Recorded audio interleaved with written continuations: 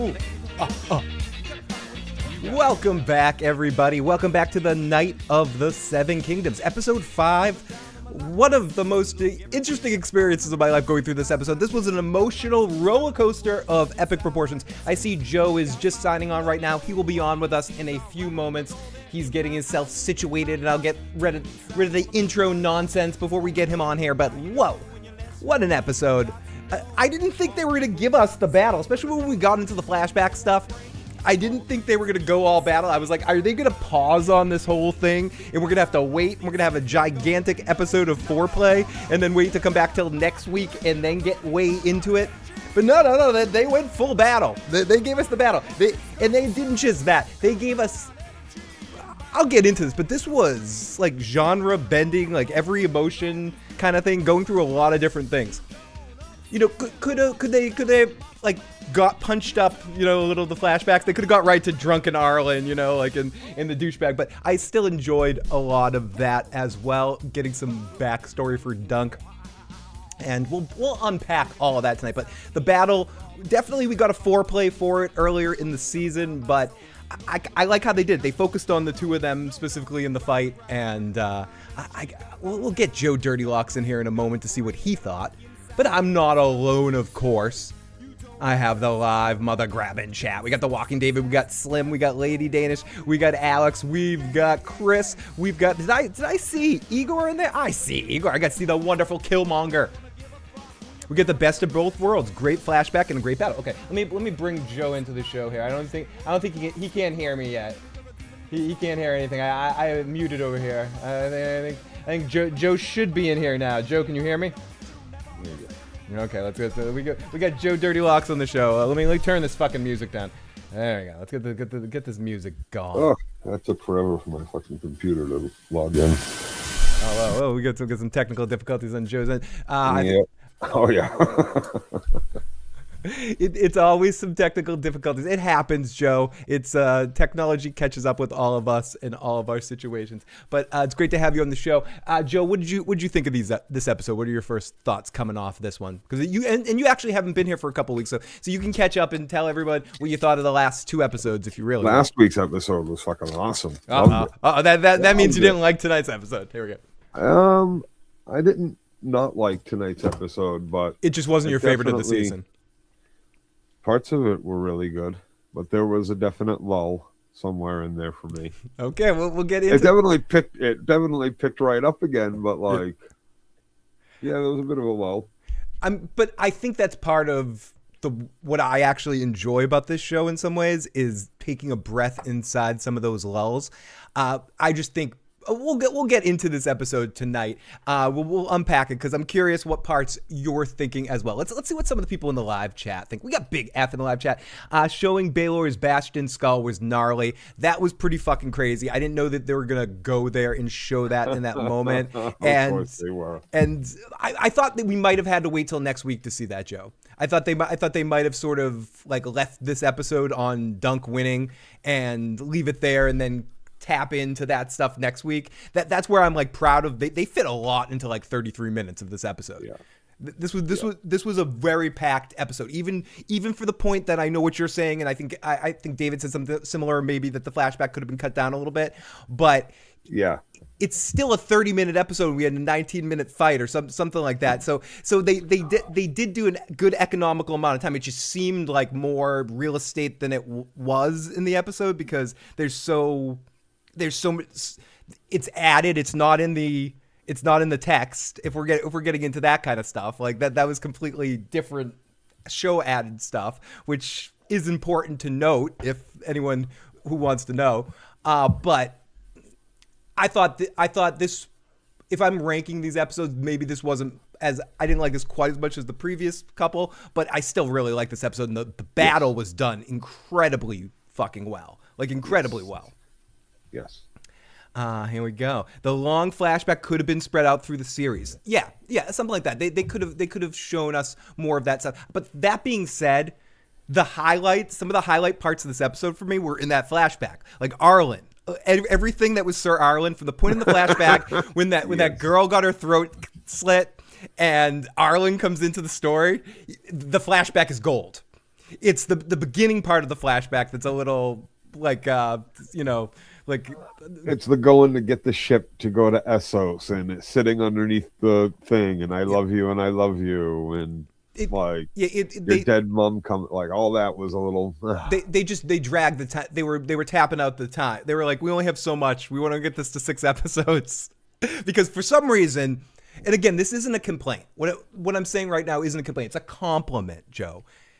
This should have been a 3-hour movie. This would have been so perfect. Like it's not perfect. It's awesome. I love television series. I love coming out here every week to talk about this. I can't wait. I'm gonna miss it when it's gone. I'm gonna come back next time, 2 years from now or a year from now, and can't wait to see the next stories.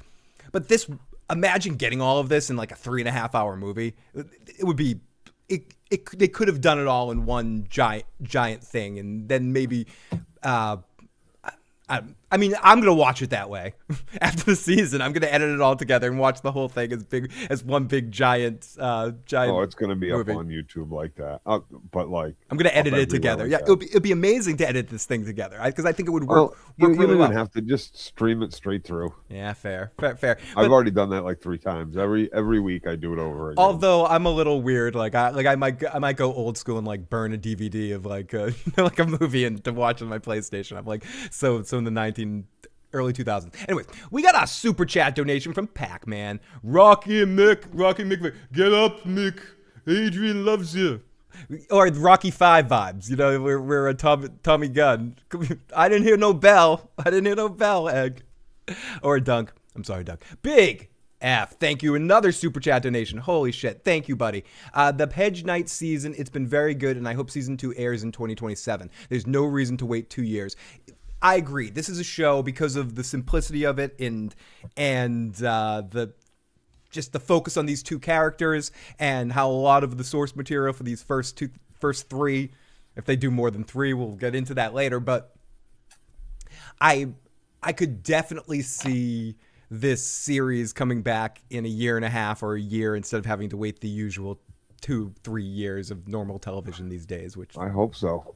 It's so important, Joe, for people, and I'm not going to get into this with the whole situation with Pluribus because I know you hate it and so many people listening hate it, but it's one of those shows that had built up a following. It had a little buzz around it, and it's going to disappear off the whatever. Fuck you. It's going to disappear off the face of the earth. It did disappear off the face.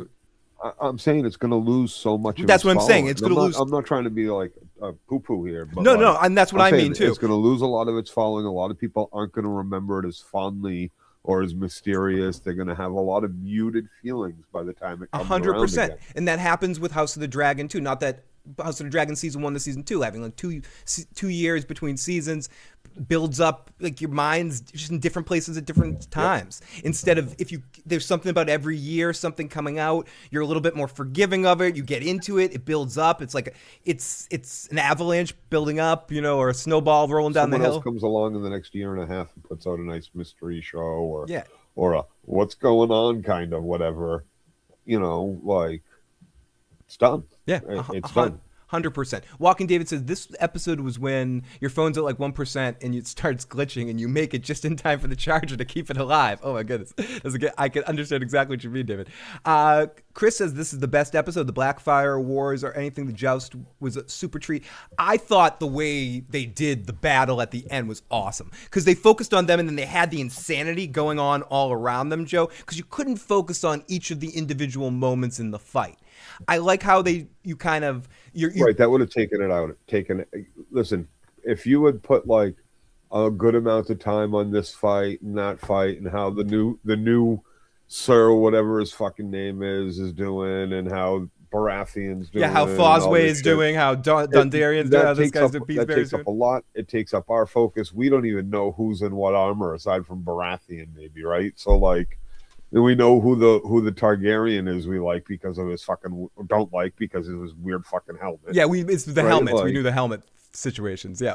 So there's only so much you can do. So why not just focus on that and let the chaos dip in and out like it would? Yeah, and that's also made it seem less orchestrated, less dance coordinated. Yes, much less dance coordinated because they're getting knocked about by horses there, and shit thrown at him. Compare that to the Tower of Joy fight that we got in the main series, where we got like Ned and his men versus the two Kingsguard at the Tower of Joy. That seemed like an orchestrated Star Wars lightsaber battle with the dude double wielding. This felt like a knockdown, drag down fight with 7 people on horseback destroying each other. And the way they did that effect that's so overused. I don't know the first movie that did that, Joe. It could be in our tropes list. The silent sound where everything is muffled and shit. Yep. But it worked so well here because it put you in the spot, and you felt as fucked up and as distracted by everything as Dunk did in that moment. You played football. Yep. Oh yeah, the ringing. They hit your head and ringing. You know that once you take the hit, that's all you hear for 3 seconds. 2 seconds. You don't hear anybody else yelling or screaming. You don't hear the crowd. You don't hear nothing. Nope. All you hear is yourself hit and the impact, and then trying to get up a second later. Holy shit, we got fandom. No, I'm not talking about concussions. I'm talking about this getting your belt ring. Division 1, fuck yeah. That's every fucking play. Ding. Oh my god. Oh, we got so many great friends popping in the live chat tonight. Sir Duncan took a shit kicking and kept licking, and I love how he just grabbed him. He's like you listen, motherfucker. You say to everybody. You say it. He went all Sam Kinison on him at that moment. And what I like, Joe, too, is they kept that sound thing going. They committed to that. In that scene, they didn't let up. Once they were in that second half of the episode, they knew they had it. Once they did the Mickey, because I like that, the Mickey, yo, Adrian, you're in the fight.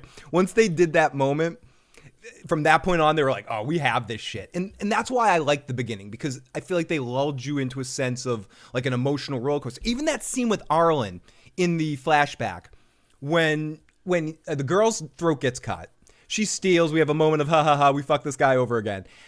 He grabs her, just slits her throat before you know her, and you're like, what the fuck just happened? You're like, Dunk, don't do it. He does it. You get stabbed. You're like, how is he going to survive this? Like, at least that's what I asked in my moment. I'm like, what's going to happen? Like, I didn't think Arlen's going to show up in this moment. I'm like, how is he can't die here. Like, that's how I felt. And that's a prequel. I actually felt in a prequel moment. And I think that's because of how long it took to get there. Because I actually kind of melted in and cared about this kid. Dunk or not, I cared about this kid. I'm like, what the fuck's going on? And then Arlen busts in like the drunken master, like stabs the shit out of these dudes, gets in this whole fight that's hilarious, like scripted hilariously.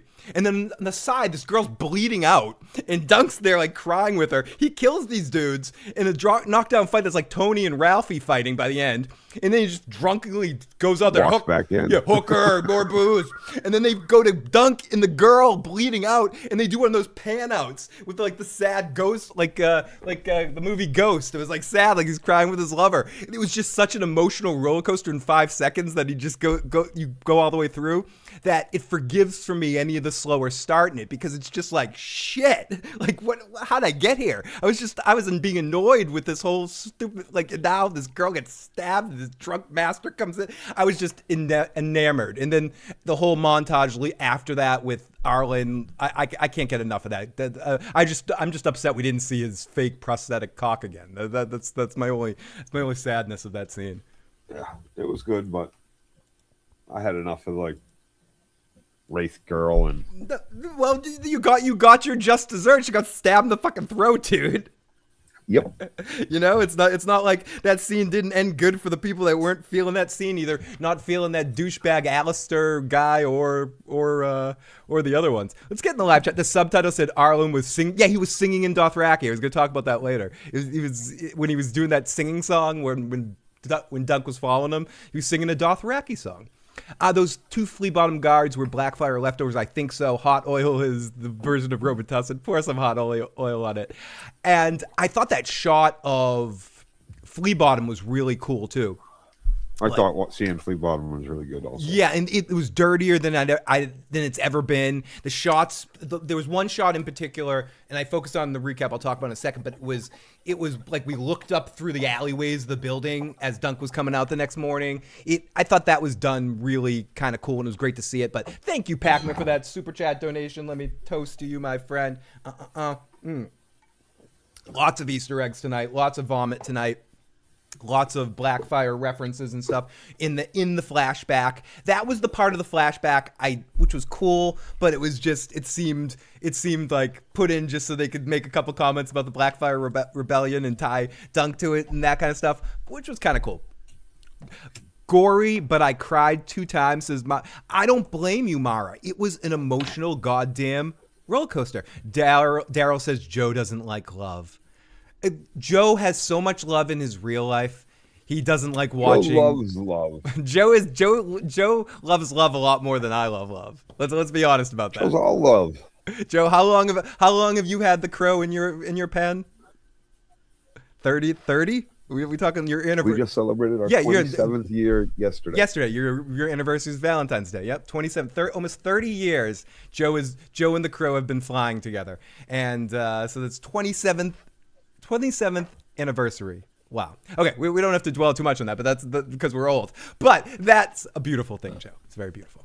Okay, why the MVP had to die was good. Just watch, really good. We get Proco by Dank. Honestly, Proco by Dank, that's an amazing screen name, and it makes me have to turn my camera off for a second. I have to say it. And you want to know this? What Joe thought? Let's hear what Joe thought. Oh, I thought. Where's Joe thoughts? Oh, there it is.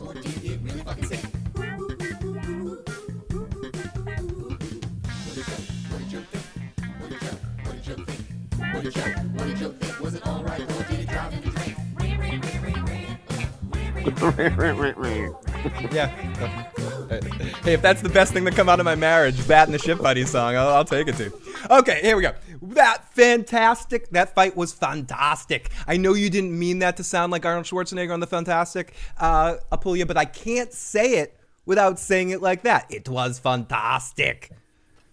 It's great. It was good to see. It was good to see Targaryens die. I mean, I don't want to say it like that, but it's, that dude got his just desserts, and it was an effective death to him in that moment. Let's go.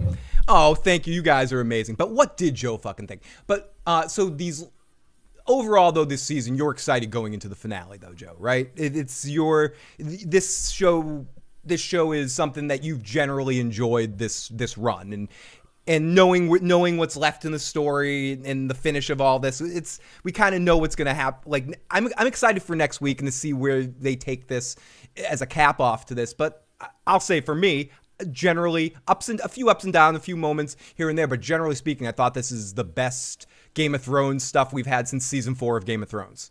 I really do. I think this is better than the whole second half of Game of Thrones. I think this is as good as seasons 1 through 4 of Game of Thrones, personally. How about yourself as an overall thought going into our finale next week?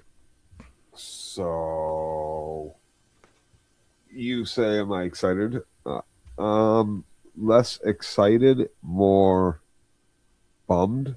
Oh, that it's over. Yeah, that it's over, that it was so short that every episode wasn't longer. No pause. Yeah. But and after this got summed up, I'm not like, you're not invested in too much of what happens next in this particular story. Correct.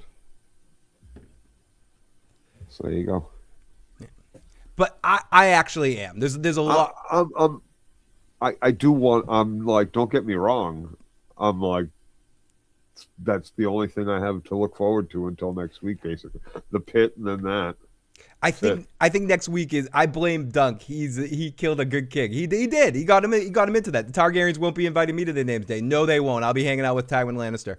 I'll be hanging out with the Lannister. Wish the fight was longer. I wouldn't have minded the fight being the entire episode, like a I would have. Blackwater episode. I would have minded that. I'm glad that the fight was only as long as it was, that they did something to space out that excitement. Mm-hmm. Because what you don't realize is, man, you're fucking, that armor is not light. Swinging a fucking sword isn't easy.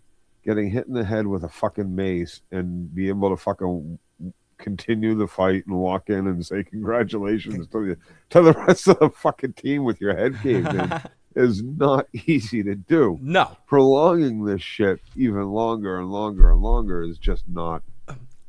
Yeah, it's great. It's fun. Great. We get to see it, but like it's not realistic. No, It's definitely not. But do you know what was? And I got to give him credit because so many times in the Game of Thrones main series, and George pointed this out so much in the Blackwater episode in the audio commentary, and they actually did it, Joe. They made sure everyone wore a helm.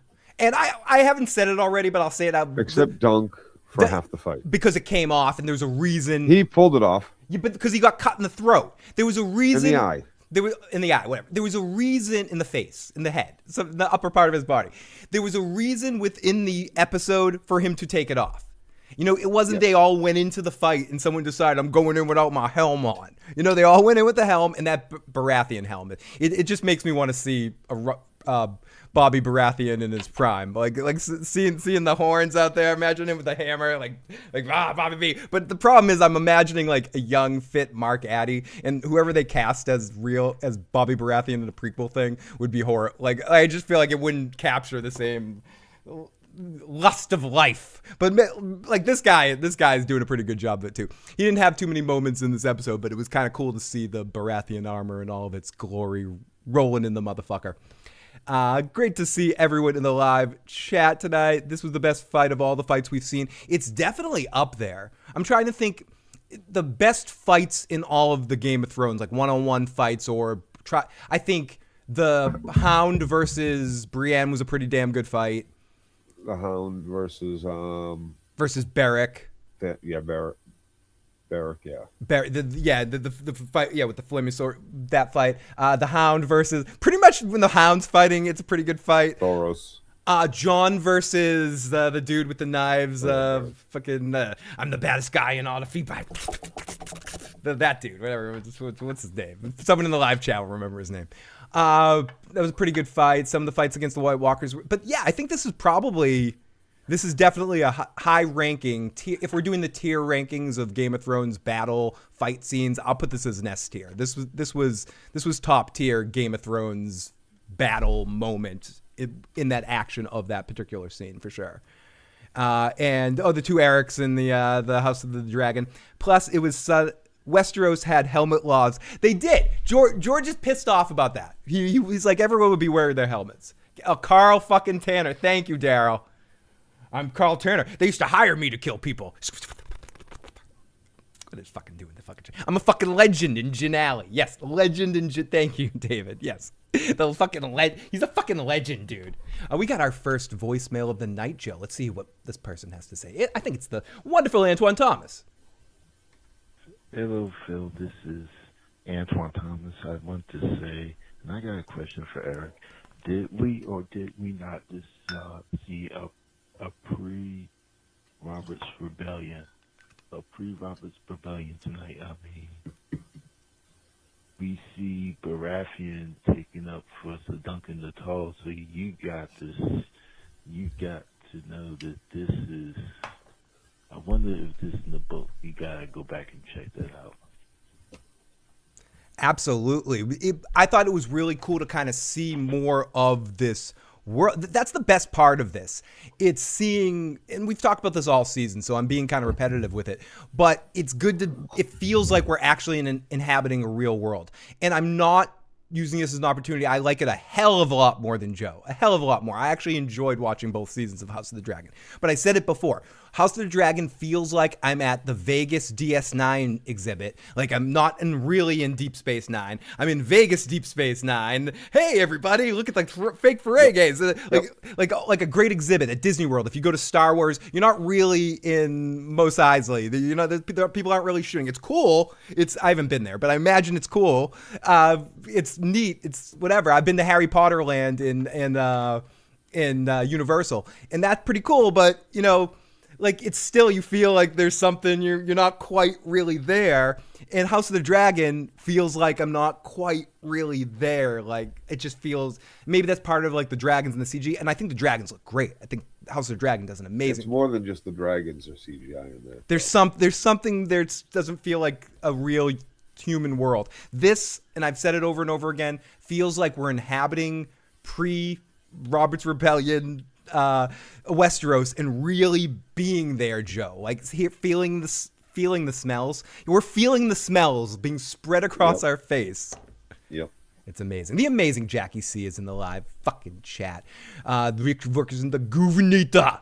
Sorry, I know I said Bobby's Rebellion would have been dope, but Blackfire Rebellion is epic. He was a legend in everyone in the live chat. Phil, he's a goddamn legend in Gin Alley. How can you forget about the Gin Alley legend? And Joe, how can I forget about the? Oh, where is it? How can I? Right there. How can I forget about the recap?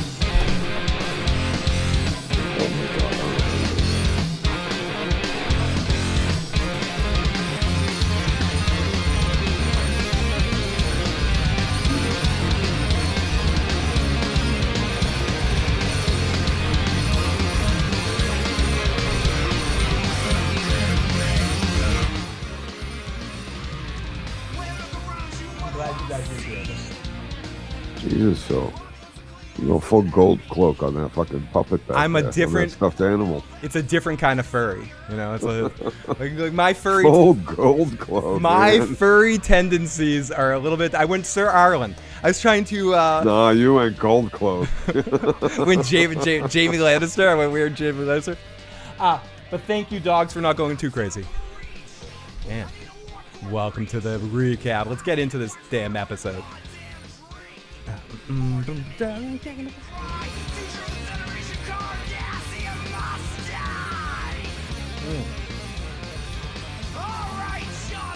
Oh, thank you. I think it's just the gray. And someone said I look like Lionel Baratheon. I think it's just the gray, right? It's just the gray beard. It's a lot of things. It's a lot of things. It's the insane vacant look in my eye. The disabled. The dance you just did in the background. Was that very Robert Baratheon? I know Phil can speak Dothraki. Phil, what was Arlen saying when he was drunk as a skunk?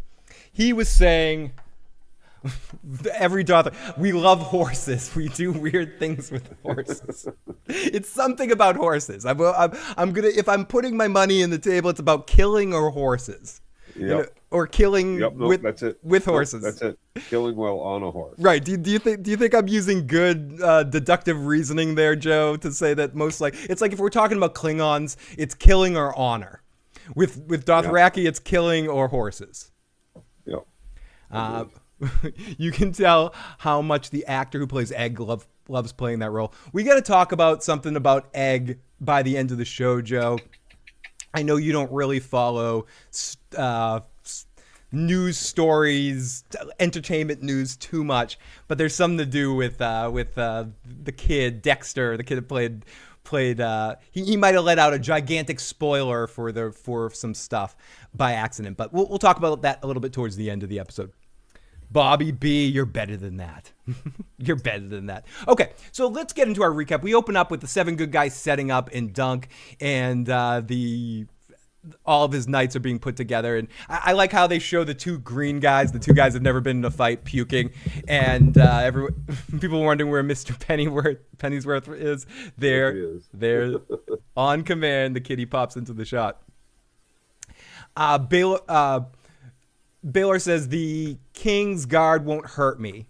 It's an interesting strategy. He's like, I'll kind of be the tank of all of this because they can't really hurt me. They got to go easy on me. Yeah, so I'll take the 2 white cloaks. Yes, because they by honor they can't harm me. So they're going to be going half speed with me. But his brother bashed his brains in and took his line in succession. Did we actually see? Like, I'd have to watch the episode again. But did we actually see the hit that I hit? wouldn't have been able to tell who was getting hit. So. It was real. It was. I tried to keep notes of that. I rewound once. I'm like, I'm not gonna fucking keep track of this shit. Fuck this. It was like, oh. But I was glad that they kind of focused that battle. And we were saying that earlier. If they had done like an aerial shot of the overall battle, I think it just would have been off. It would have been. It wouldn't have quite worked. Baylor has a lot in his mind. Not anymore. Not anymore, Peter Griffin. He's got a half a mind to be really angry at you right now, Peter Griffin. He got a lot off his mind. He definitely did. Oh my goodness. It reminded me a little of like the Harvey Two-Face from The Dark Knight kind of look. Okay, but by the way, yeah, I never say this stuff. If you haven't already and you're watching this crap, hit the like button, hit the share button, do all that YouTube nonsense. If you're listening to the audio podcast at some point, you're one of the few, the proud, the amazing. We appreciate you, but if you're watching this live, share this out. Help us we're competing against the big guns going live right now. So as many folks as we can get out here, we appreciate it. And we love that we have all of you folks here. So make sure you're liking, commenting, and doing all the liking, commenting, and eating out our kitties. No, I'm kidding. Okay, in the name of the damn mother, I do have a half of mine. I love the POV shots of the battle. We talked about this earlier. They set that up really well earlier in the season in the way that we were going to see this with the nighttime battle and watching the shots. We talked about that at the time, Joe, how they were kind of giving us foreplay of that, and it paid off well in this battle because we were familiar with what was happening, but the stakes were much higher. Quasimodo predicted all of this. He did. You rock, you motherfuckers. Like and sub and lick buttholes. You know what they do on YouTube. Lick and sub and like this fought out here. As we mentioned a couple of weeks, do I still have our pictures here? You knew this, Joe, but or I think I told you, but in last week's episode, we had our wonderful friend. You can't see the screen, Joe, but a wonderful friend of the show, Eric Nolan, was in fact our farter. Yep. And so Eric was in our live chat last week during the day when we were on the daytime friendly stream. But that's Eric. He was also on Vikings and on many of the seasons of Game of Thrones, amongst other things. Good friend of the show, and he told me that or I think he said it in the live chat, that he auditioned for Dunk and ended up getting the fighter role, which works. It's still a memorable role. It's a very memorable role. Okay, so prescribe. John Haymaker, remind me of that later because I might have to steal that. Isn't that awesome, David? It was we thought he let us know last week. He ended up popping in the chat. That was Eric. He had auditioned for Dunk and they told him wasn't quite right for Dunk, but they had a good featured extra part for him, and this is the one. He got to be the farter. That was our good buddy, friend of the show, Eric. I love how we have Eric and David who are actually out there effing doing it. Friends of the show. So as much as we talk shit, Joe, like we can't do. Yeah, we got at least two people connected to the show that are actually out there doing it. We got two actual people that show up in actual films and television shows with David and Eric. Dude, really, Eric really sold that fart. He did. He was a memorable moment. I know some people didn't like it, but it's still a memorable fucking fart moment. The farting night. Eric Nolan. Big Kev. Not as much as her, Big Kev. Not as much as her. Big Kev loves the way Joe's stroking his pussy cat. Eric wins my least favorite moment of the series. Exactly. And I think and as I've seen some of his social media posting after this, he's very proud of that. He's happy that you didn't like that moment. That was his intention. He's very glad that it's the fart joke that stopped time right there. So love you, Eric, and thank you so much, buddy. Let's see. I've got to become a knight or a king someday, so you can all love or hate me. It was the fart that was promised. And okay, let's continue. I was just about to say something horribly inappropriate, like I haven't already. So the Baratheon dude. See, this was hilarious, Joe. Just because it was like random but really honest and true. The Baratheon dude says to Baelor, "So, did your mom not love you the most?" And he's like, "No, I'm my mom's favorite." He's like, "Oh shit, we're fucked." Like no one fights harder than someone whose mother is like the second.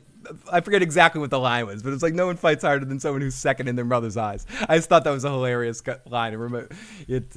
As an only child, I don't get it quite, but considering some of the stories you told me about, growing up with a very sort of capable brother, you can relate to that line in that moment right there. So as it proves why, like, I've seen you shove the basketball down his throat on a court when you could. Any opportunity you could. So later in life, when he wasn't quite on his game as he was in his youth. So as Egg gives Dunk his lance, Dunk says, he's not even 3 years older than me. I know, but I'm saying there was a point in time where he was more in basketball game shape, and then you played for a while. When I was 7 and he was 10. And by the time I was 16, no. Mm-mm. I didn't know you at that point, but by the time, but you must have You been. knew me at 18. I knew at 18. Yeah, that's when I met you at 18. You were 8, or were you 19 and I was 18? No, you knew me at 18. When you were 18? Before I graduated high school. Okay. That makes sense. So I feel like whatever. This different topic, different. I actually have to talk to you about some of this stuff after the show. Some stuff about the 90s. I might need your help attesting to. Remember when I got fired from Christie's for the scratch ticket incident? Do you have 7-Eleven? Yeah, 7-Eleven. It was Christie's at the time. Yeah, because I got ripped out. Yeah, okay, good. I just want to make sure you remember that. But sorry. I got scammed out of some scratch tickets at 7-Eleven. Lionel, Phil Baratheon. Oh my goodness. Thinking about Dunk taking a lance to the side, stab to the leg in the eye. Yeah, Steely Pete's armor fucking sucks. Yeah, he's gonna sever that shit off him. The Phil and Joe prequel series is, if we included Nick in that series and our whole stuff, we could probably write a good little series about some of our childhood adventures. 70s show. Yeah, I think we probably be more. We have enough stories for like a movie, probably not a series, maybe 2 seasons of a series or something like that, or a couple movies or something. Maybe we got to find a ghostwriter. We have a couple of good stories. Okay, so we get Egg gives him this was the cutest scene in the entire episode. This is what I mean, Joe. This episode brought you on an emotional roller coaster like nothing else. Dunk and Egg exchange their lances, and he's saying goodbye to him maybe for the last time. And he's like, no, I'm gonna come. You better stay here. I'm gonna hunt you down with dogs to bring back the line from earlier in the season. Just like, It's just I awed. I tearied. I awed. It hit all the marks, and that's what this show again does good. Almost like early Disney movies. It does earnest and emotional really well and balances that out with fart and cock and dick jokes and a character like fucking Sir Arlen. And It's amazing that this show, I keep saying this, but Game of Thrones or George's World at its best balances out all those genres at once and can kind of make a shit joke here and then make you cry there. That's what makes... For me, that's what I know you don't love it as much, but that's what I love about BoJack Horseman so much, because it does that. It brings me on this like emotional roller coaster. Better Call Saul kind of does that too. Maybe if it had made me laugh once. Well, fair. It makes me laugh a lot, but it's that kind of feeling. Whatever show does that for you, Joe. Like other shows have tried to do stuff like that, where they just balance you out. Weeds kind of tries to do that. Ted Lasso is a good example. Scrubs is a great example of that too. Shows that any show by Bill Lawrence kind of does that. And I'm actually we got IC Fury in the live chat. A Phil of 7 issues. I don't bark. I howl. Jackie C. Why are you trying to like percolate the entire live mother effing chat with saying, I don't bark. I howl. That's like a Kathleen Turner from the 90s line. That's amazing. Exactly. I meow, says John Haymaker. Oh my goodness. I cried tonight. It got me in my feels. That's just a reiteration of all the animals around you, Joe. I probably stink like a wet dog because of all the dogs I'm around. Yeah, Egg's woof made me. You can walk like a penguin.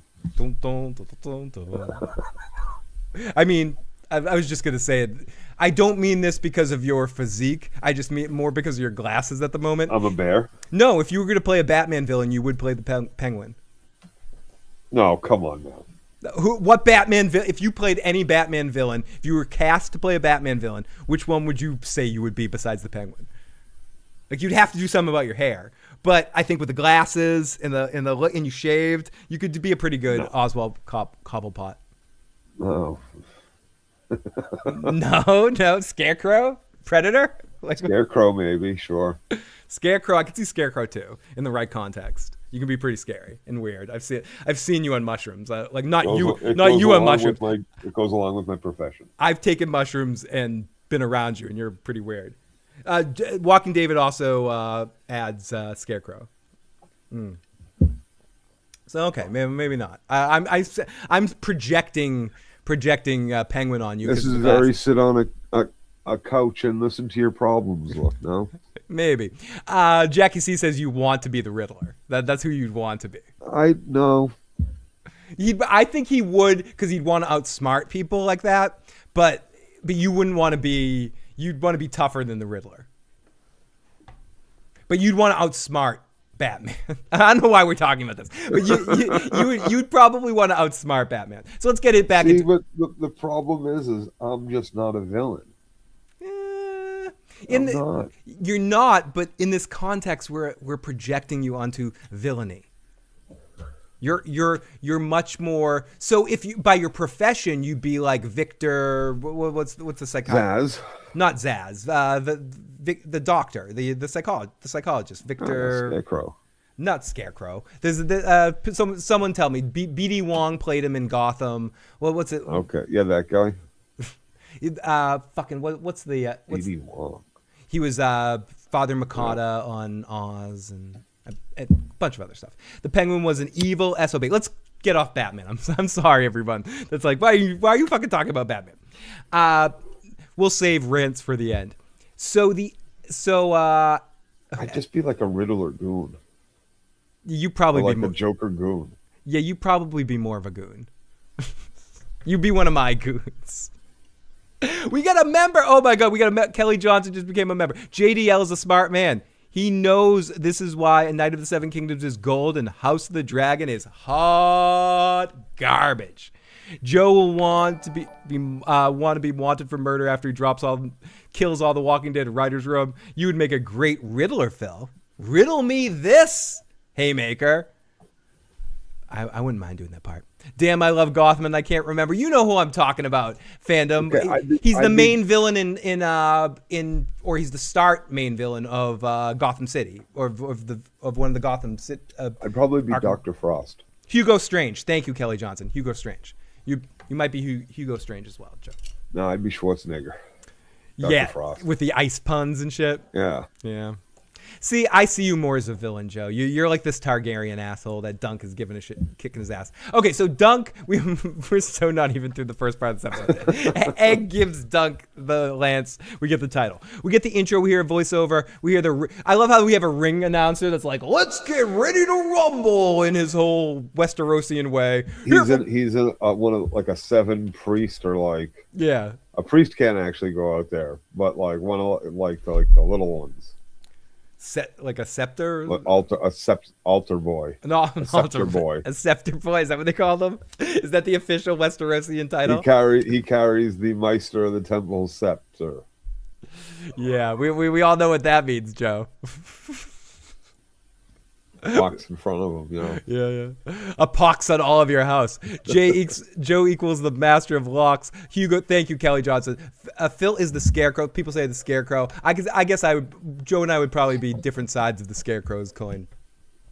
So we get a voiceover and the ring announcer from Death gets life, and we get the 7-on-7 setup. That Baratheon helm looks. Oh, I'd definitely be Two-Face. Does that mean I get to fucking blow half of your fucking face up? I mean, like I can see you painting like. Oh, because when you had what do you call it briefly? No, just because I can easily be very, very violent at times. Yeah, but you don't really be quick to that. But you don't. But you don't really have split personality. No. And that's a big part of Two-Face. No, but if you've ever been there when I've like. Oh, I have. Hey, you're saying pretty... you're saying it. Have I ever been there? Yes, I have. But you're not split. The big element of Two-Face is he's two different people. He's Two-Face. That's true. Like, you're one of two faces. You're one of the two faces. You're the asshole face, but you're not the. No, I'm kidding. But you're not. This is why I love you, because you know I don't really mean this. But you're. But yeah, the whole element of two faces. You got to have multiple personality, or at least two personalities. I would be more Two-Face with. But anyways, whatever. Joe fits more as Aquaman. Yeah. Khal Drogo's Aquaman. I hold to Predator. I hold the fucking Predator. Okay, so we get. I'll take both of those. We get action time as Egg is like, mixing with some cream, and we get some joust. We get the joust. One dude is quickly stabbed. Another dude takes a mace to the head. That might have been the moment that was.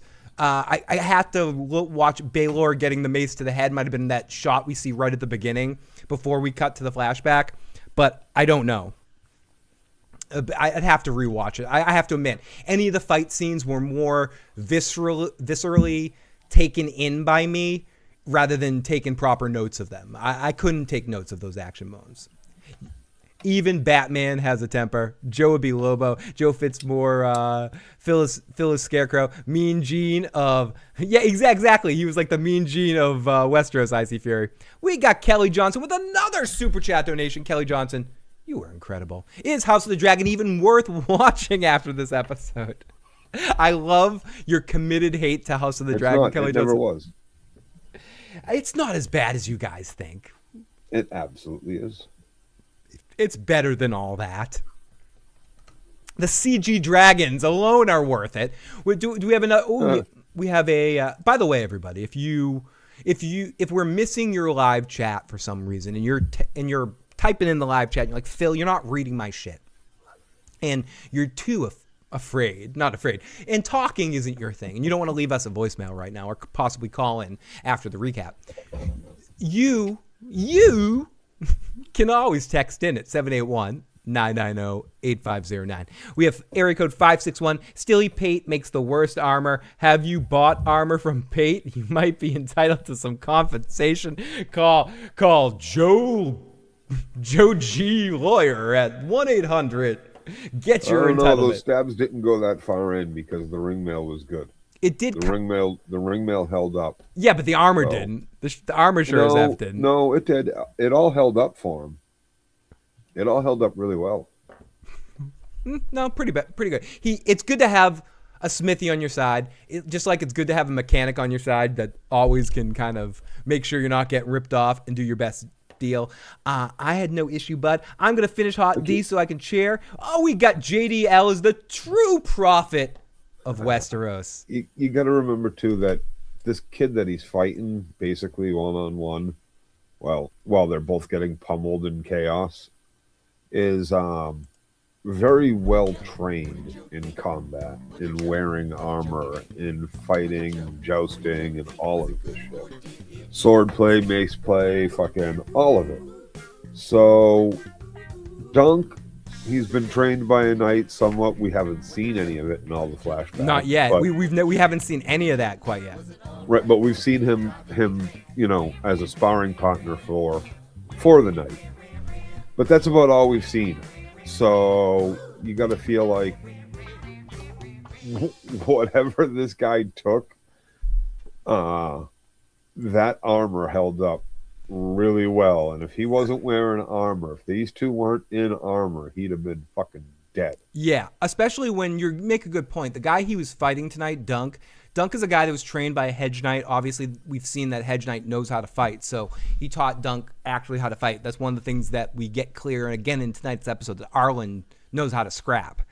And even drunk as a skunk, he knows how to use that fucking sword. So he trained Dunk good.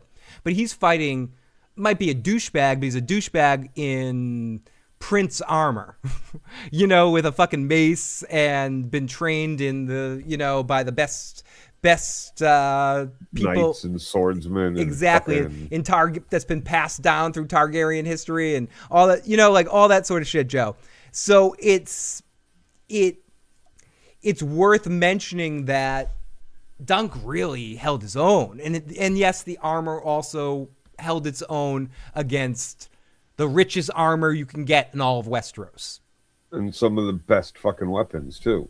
Yep, for sure, Joe. And And I think that's part of the element of this that I don't think is done quite as much as it comes through in the written text or the audio text of listening to it.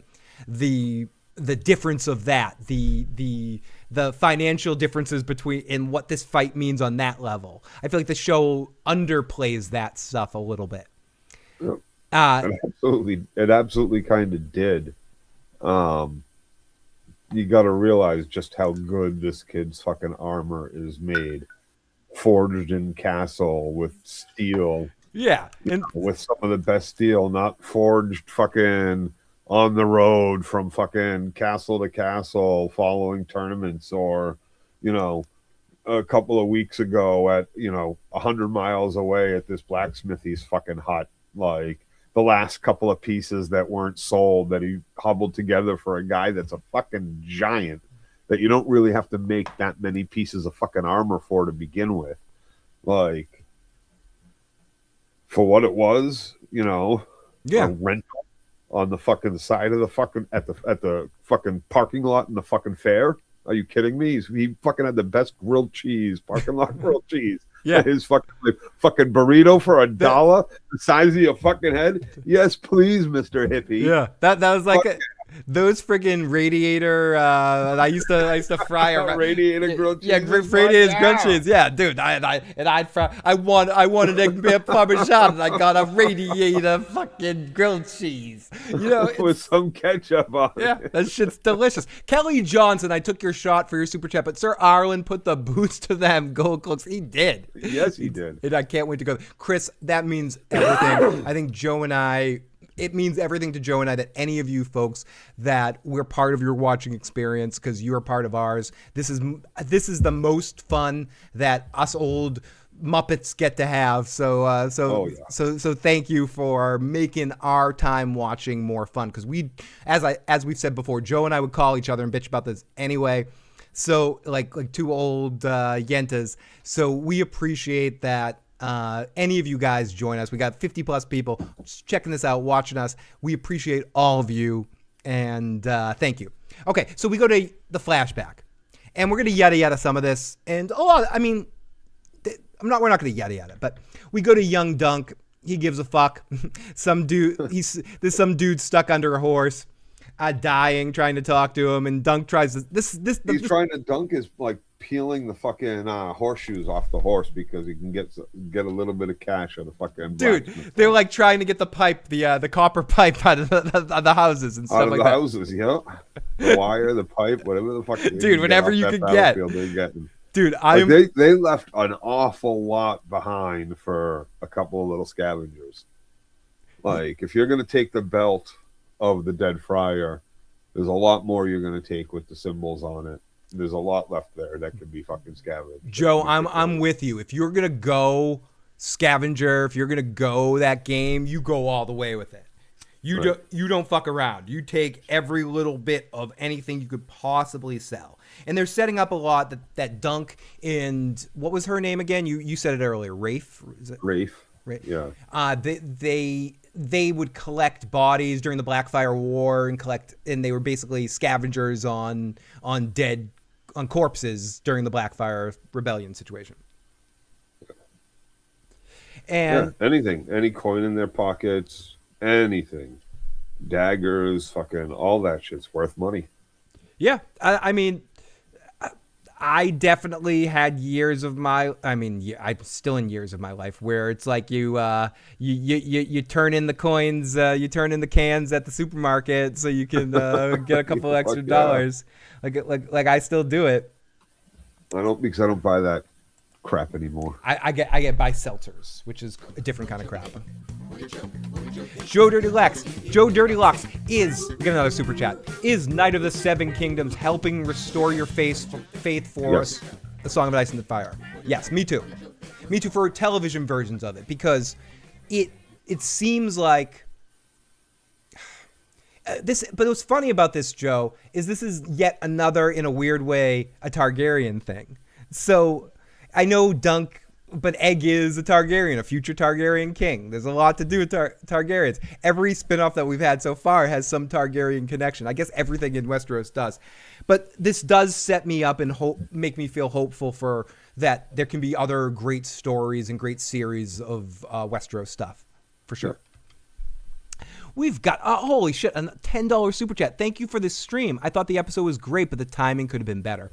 The ending was devastating in a Game of Thrones way, and I wish we got to see more of the other fights. What was your favorite part of this episode? Joe, what was your favorite part of the episode? First off, I want to say I agree with that. The timing of the episode, there was a little bit of a lull in there during the flea bottom shit. Yeah, we'll get to it in a second, too. I definitely agree with him with this. But my favorite part, I think, was taking off the helm. Yeah. I really do. I think or Rafe getting her fucking neck sliced. You're such an asshole. And I do think it's him because it's Malik had a dad. So best show on TV. I agree. For me right now, this is definitely the best show on TV. There's nothing else that I'm watching that kind of matches it. Should I be watching The Pit, Joe? Was it a show I like, or is it too? It's not something I like. Say that again. Should I be watching The Pit? You mentioned The Pit as well. Should I be watching the show? Did you like ER or? I like Scrubs. That's the only really medical show I like. So this, you're not going to find much humor in this. There's some funny, but I like the dark humor of Scrubs, which definitely has some elements of real hospital environments. I really like Pit. I'm a big fan of Noah Wyle, even his Librarian series, done by of course number one there, Riker. Fucking Riker. Yep, there. He even shows up in a couple of them in like a scene here or there. Frakes, Jonathan Frakes. Yeah, John Frakes. Thanks. But I'm getting old. It takes me a little while. I really like Noah Wyle, and I really liked his sci-fi thing, the Sky whatever. Okay, maybe I'll check it out. If you like Noah Wyle and you like medical shit in the realm of ER or Grey's Anatomy without the extra drama crap, like it's literally it's a 24, but 8 hours instead of 24 hours. Okay, maybe so it's one shift. One season is one shift of the emergency. Maybe I will check it out. We got good buddy Antoine says, I can't believe a good Targaryen died. Last week's episode, Duncan was almost like Robert Baratheon. Had a dad is crazy. I had a dad. He was 10 feet tall. Big and strong. Daryl says Joe's favorite part of Rafe getting killed. Joe hates loves. House and Scrubs. That's it. House is our friend Nick's favorite show, who was on our late the stream that we called Joe at 3:00 in the morning. Episodes are too short, says Andy. This show keeps me wanting more. I don't know if it's the perfect balance that this show is like the perfect length because it keeps me hungry, Joe. I get those hungry eyes after every episode. Or do you wish these episodes were? I mentioned this before. We asked this every week. I don't necessarily they're mutually exclusive. I don't think that's a mutually exclusive thing. Do you think do you wish these episodes were 15 minutes longer? Well, and there was less of them. Would you want 5 15-minute 45-minute to an hour episodes instead of 6 30-minute episodes? I would have rather had 2.5 hour movies. Fair. Released like 2 days away from it. Yeah. Well, even if it was a month, give me time to watch the first 1, 2, or 3 times. This isn't about the quality of the show. I like the way Stranger Things did their final season and the way they released it. They released it like 3 episodes at Thanksgiving, 4 episodes or like 2 episodes at. That was a little too far apart for me. At Christmas, and then Christmas to New Year's isn't too far, and then like one, and the finale was New Year's. Maybe the Thanksgiving to Christmas was too far, but I like the Christmas to New Year's, like releasing something one week and the next week. The Sworns. Listen, if they're gonna 1 second, if they're gonna catch you if they're gonna catch new subscribers for 2 months with a fucking 6-episode thing, right? Which they didn't expect to do at all. And we're talking about with HBO here too, with Duncan Egg here for 6 episodes. What's the best way? Really, realistically, I mean, I love this series, I really do. But do you think this was the best way to give us this material week after week like this? Should they have released, this is a mini series, like six episodes, 6 nights a week, like bam, bam, bam? It's not just that. Let's examine this for a second. Like, this episode had a timing issue. So that being said, maybe it was the way it was cut or edited in. I like the Tucson. How they told this part of the story. Mm-hmm. But if you bog down too much of this series with shit like this, that doesn't really have much to do with the actual story, which was that good. You're talking about the flashback stuff that isn't in the short story, right? Then you're talking about stretching out what, like, last week's episode was fucking balls, fucking amazing start to finish. It's hard to. I think 3 and 4. I think 3 and 4 were the best episodes. Those 2 episodes were great.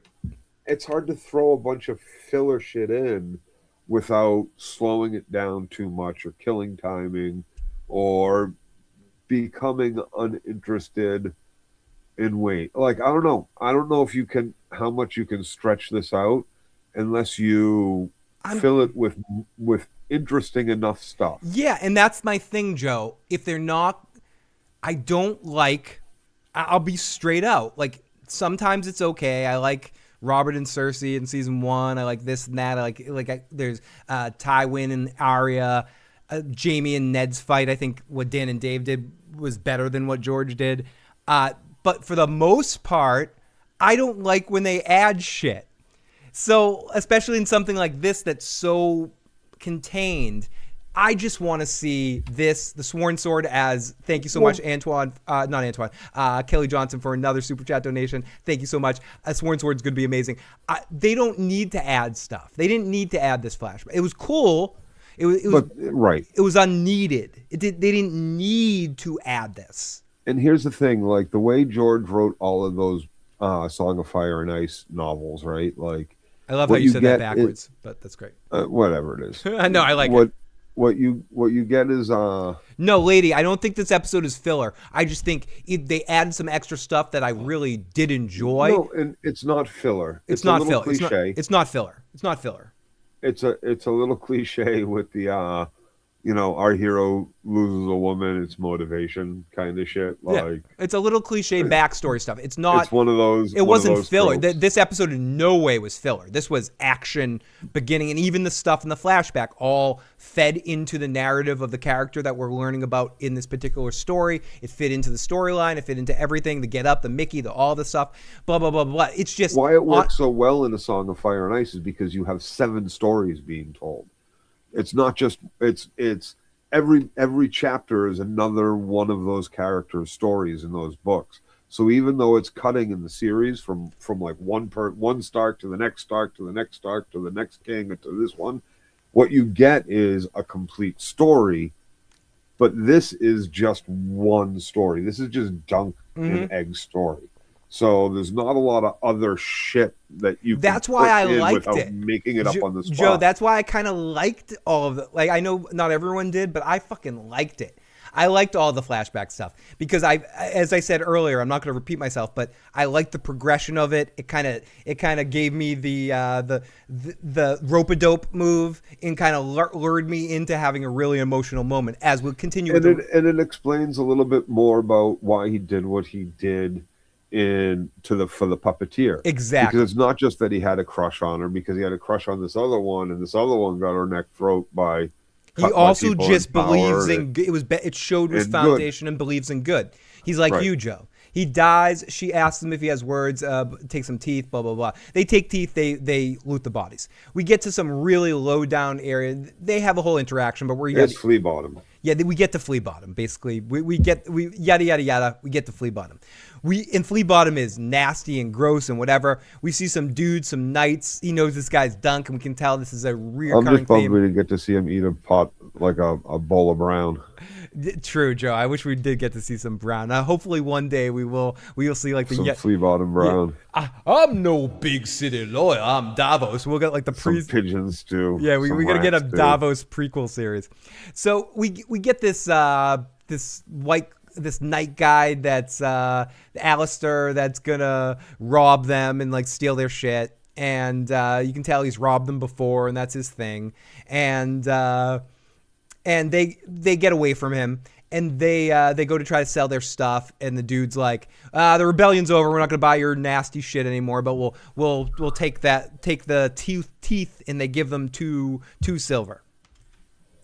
So they have enough to they want to go to the free cities and get away from here because the Blackfire Rebellion's over. They can't really make any money. Over to Essos, to Pentos, to Bravos. Exactly. Over to that area right there.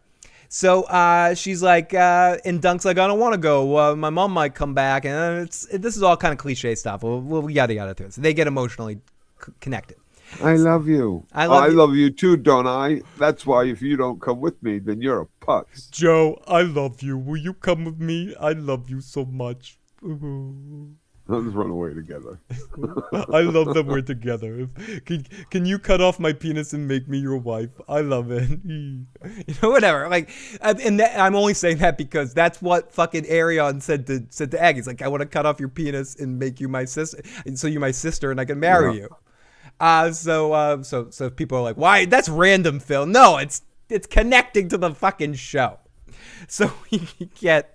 I know I shouldn't explain the joke, but in that specific situation, I'm gonna explain it. And hey, has anyone seen the crepes in the show? I'm with Gray Areas Theory. I haven't seen that particular thing yet, but if Gray's pointed it out, she is probably right. I don't feel the flashback was excessive, though. It was just enough, and we got back to the fight. I'm with you, lady. I'm more of your side of it, but I definitely can see where people might think the beginning half of this was they could have streamlined it. But the problem was, you streamlined it, this episode's 25 minutes instead of 33 minutes. And you can't do that. You had to add a little extra time to the episode. I had a phone call. Where are we, Phil? I love you. Flashback. We're still in the flashback, David. Hopefully that phone call was about you getting apart. So we get a shot of light coming through the alleyway of Flea Bottom. Joe, this is my favorite shot of the entire episode. We get this visual shot of just this gleaming light coming through, and then we get the shot of Dunk, and she's holding the two silver, and then we get the shot of Dunk in the goat. Dunk always had a good relationship with animals, and I like that. And I'm just like, don't make him leave the goat. What are you doing, you horrible person? You're making Dunk leave his goat. It's not his goat. It's not? It's the world's that goat? Goat's getting eaten. That goat's not food. That goat's a friend. That goat is food. Joe, wouldn't it be more beneficial to long-term... Goats don't live in Flea Bottom? No, but wouldn't it be more... Goats don't live in Flea Bottom. That goat does. Now, goats don't live in Flea Bottom. That goat does. They die in Flea Bottom. But they get eaten in Flea Bottom. But that particular... Goats don't get... No. He's saving that goat. He's saving that goat. Goats don't Joe, live. Wait, stop for 1 second. Wouldn't it make more sense to long-term live off the goat's milk rather than kill the goat? No. Yes. No, that milk's gonna go bad so fucking You can quick. make the milk and homogenize that shit. Make the milk and the cheese. They're gonna keep it in fucking Flea Bottom, fucking underneath the porch that they're living in. Joe, goats are people too. Go on. Nope. Don't be evil. Nope. You're as evil as Arion. Nope. Arion, whatever. Okay, so we get the great shot of light. We get the goat. Fuck Joe. She goes to pay for the ticket to the free city, and they go, guess what? They have the right to be delicious, Daryl. Do you dine on goat meat? A little bit of fucking mint jelly. I'm glad the crow isn't listening, Joe. Some fava beans. Goat liver. Oh, yeah. The crow would shit on you right now. Save the goat for some breakfast. Fucking sausage links. Oh, save the some goat. Blackened pepper. Now you're gonna get me into a George R. Martin rant. I'm gonna explain to you. Yeah, you how can we're talk about gonna lemon prepare cakes. The sausage fucking links. Goat sausage with pigeon fucking toothpicks. Shut the fuck up, Joe. Made for fucking the party event. Come on. Alex, Goat meat does fuck. It is gamey, but like when you're eating rat and fucking brown. Yeah, it makes a difference. It makes a big difference, Joe. It does. And I'll be upset if that dagger doesn't show up just because I want to see Preston's video where Dagger Watch finally comes true. Okay, so she goes to pay for the free cities, Joe. and they fuck her over. They fuck them over. They're like, we're doubling the price on you. You're not getting out of this place, and they can't go. So I kind of thought in that moment was Dunk was going to say, you just go on your own, because he didn't really want to go in the first place. But Right. But no. And the guy also says, listen, we're not going to take any more of your money, Dunk. The rebellion's over. So Alistair finally finds them, and he has his whole crew, and they surround them with his buddy there. And he's like, the gold cloak. Yeah, the gold cloak. And he's like, you got some quick hands. And we hear some pigs, and that sets up later in the scene. They set up the pigs early, and they pay it off. But they set up the pigs really early in the scene, and they steal her. Well, at first it's to call these two pigs, right? They're the cops of the city. Fair. Yep. And they're, disgusting human beings, right? Mm-hmm. So it's a little bit of that too. Yeah. No. True. I didn't actually see it that way, but you're right. It is. It's a little bit like the Pink Floyd pig way, but it's also for the later payoff of the pigs eating the fucking dude's head. So So we get some pigs. They steal their cash. We earn that silver. No, you didn't. No way you fucking did. Dunk goes after. Raffi kind of does. Not Raffi. That's from Picard. She kind of does a little pull and grab, and she grabs the dude's dagger, and they walk off. And the dude Alistair realizes he lost the dagger, and he goes after. She's them. all smug about it. She's like, at that point, really, Joe. It's a television character, not a human. She deserved to die. That was a stupid move. At that point, you got robbed. This dude caught you robbing you the first time. He obviously is going to know you stole his dagger the second time. Unless you're running off and hiding, they were meandering. Yep. They were failure to disperse. Surprised they didn't just stand there and start talking about it right there. Dude, seriously, like if you're going to do that and you're going to steal that in that moment, you run the fuck off. They were like lollygagging. You get halfway down the alley and you yell something back like, you stupid fuck. Thanks for selling me your dagger. Yeah, and then you go Roadrunner. Zip, meep, meep, zip, bang, bam. You get the fuck out of there. They were like, hey, oh, look, we got it. Like, the dude's not going to realize. And the guy runs back up at them. Like, I'm sorry. Television character her deserved to get her fucking throat slit. Because she was... Amen. I'm sorry. I didn't want her. I didn't hate her as much as you do, Joe. But that's a stupid move there. I thought she was pretty annoying. You got...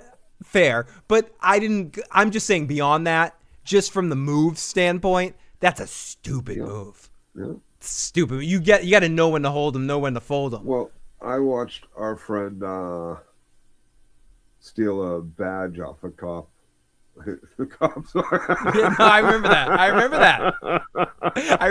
He took the fucking badge right. Oh my god, that's a stupid move. Oh my fucking god, I remember that. Brilliant. It was fucking brilliant. But he stole his handcuffs once too.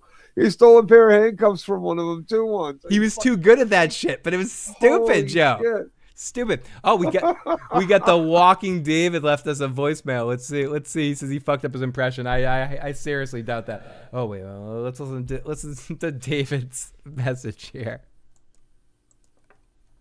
We have play. Hello, everybody. It's George R.R. Martin here. Goats don't live in flea bottom. When I wrote Dunk and Egg, that was the thought that sustained me. The entire story. Goats don't live in flea bottom. This is true. That was actually the original Winter is Coming. Is goats don't live in flea bottom. David, do you want me to not play this? Because this is hilarious. But when I saw... The impressions don't have to be perfect to be funny. But he says he's going to be canceled, so I'm afraid of where this is going to go. Goats in the story. I wanted you to get all hot and bothered. Well, David, do you need me to protect you from yourself right here? Before I play your punchline? It's gonna take a minute for him to get back to you. The delay. Exactly. David, do you not want me to finish this message? Because this is great. Too bad you don't have transcript there, so you can proofread it first. I don't. They didn't do it. I just see Dunkin' Donuts or something. I don't know if we're protecting David from David. Let's play the end of this. In the story, I wanted you to get all hot and bothered. I wanted you to imagine yourself with goats. Goats. Goats are awesome. They are. Goats are people too. Have you ever milked can you milk a goat, Joe? Can you milk the goat? You can milk anything. With teeth. You can milk any mammal. You can milk a cat. Oh my. I loved it, Jake. I had a great time tonight. Finish it. Finish him, Phil. Okay, so Dunk rages after him. Okay, whatever. We've talked about this ad nauseum. He goes after her. He slits her throat. Dunk rages. He goes after him. He bites him. I already explained the scene in detail earlier, but Dunk goes after him, and Sir Arlen comes in and does the Sir Arlen thing. The scenes, and I mentioned this earlier, Joe, but if people haven't tuned, new people are listening. What I loved about this scene was the contrasting vibe of it. You had, in one element, drunk ass master going full Jackie Chan, drunk master, Sir Arlen. Out of nowhere too, right? Like, out of nowhere, busting through that door like a bat out of hell, going mad crazy and killing those two dudes. It seemed like he saw him cut the girl's throat first. Yeah. And then he actually got Dunk in the leg, or it looked like. So like, yeah, he saw no problem by Knight's Code doing what he did. Yeah, no, absolutely. These are gold cloaks, just slit a young girl's throat. Yeah, what the fuck? They don't get to do that. That's not part of like their job description. We're talking shit, but about the character, but she didn't really deserve to die, and they were acting like fucking thieving assholes the whole time when it really comes down to it. Yep. And we're just having a little fun with an annoying character, and we don't. And if you're a kid actor and you're in the show, we're judging you just as accountable as the adult actor. Yeah. Listen, you don't get to fair make money game. doing that's professional. Right? I mean, that's professional. Like, what the fuck? You commenters and people, we know our podcast sucks. You know, we know we're horrible. Bring it. You know, you don't get to be 10. Trash us too. And go be a surgeon and then not be held accountable for fucking killing someone as a 10-year-old. Was Doogie Howser not held accountable, Joe? He was. They had that extra insurance. Exactly. Doogie was held accountable, people. By the way, I just turned on the phone line, so if anyone wants to actually call in and talk to us, now's the time. You can call us anytime. 781-990-8509. I didn't mean to have it on voicemails. I meant to have it on call. But I like having it on voicemail sometimes because sometimes it's fun to just listen to the people's voicemails. Oh my God, you're on my TV. Exactly. You're on my TV. You're game for criticism. The other thing is, and I say this a lot, I don't judge television characters like they're real humans. Joe, Tony and I were on a stream talking about the show From, and we were talking about a particular character, and someone got all hot and bothered because we were trashing the particular character, and they were like, "Oh, if you're this insensitive about this character, you're insensitive in real life." No, that's not fucking true. Characters are different.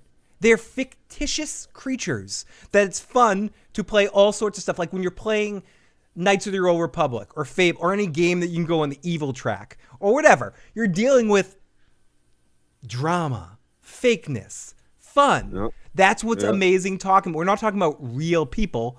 We're talking about characters on a fictitious show. And how ridiculous characters act on shows sometimes, like The Walking Dead. Why'd you bring it up, Joe? Because they all do, or in any horror movie. Fair. Let's go hide in that shack with all the chainsaws. Exactly. Why don't we get in the running car? Fair. Someone went out and made, for Tony and I did stream, and we trashed a character. Someone went out and put a whole Reddit post out. They're like, "How can these two people trash this television character? They're probably horrible to everyone in their real life." It's like, what? Like, what are you even talking about? I heard complaints like that about us. Yeah, about us and too, our with rant stuff too. People say you have no soul. So I've heard people often say Joe has no soul. Yeah, because I'm sorry. Like here's the thing. Like, put yourself not just in the character and what they're, but like in the entire universe that everybody's in, and not just that moment, but every moment that you're gonna have to live after, and every moment that you actually fucking lived beforehand. And the decisions that people make are oftentimes very ridiculous, considering all of the things they should have learned or known or should expect as an outcome. Yeah. Especially living in such stupid fucking realities. I'm with you. Someone mentioned Ivar, and I'm just like, I God, don't know talk why. about an over actor in every fucking sense of the fucking scene. Leave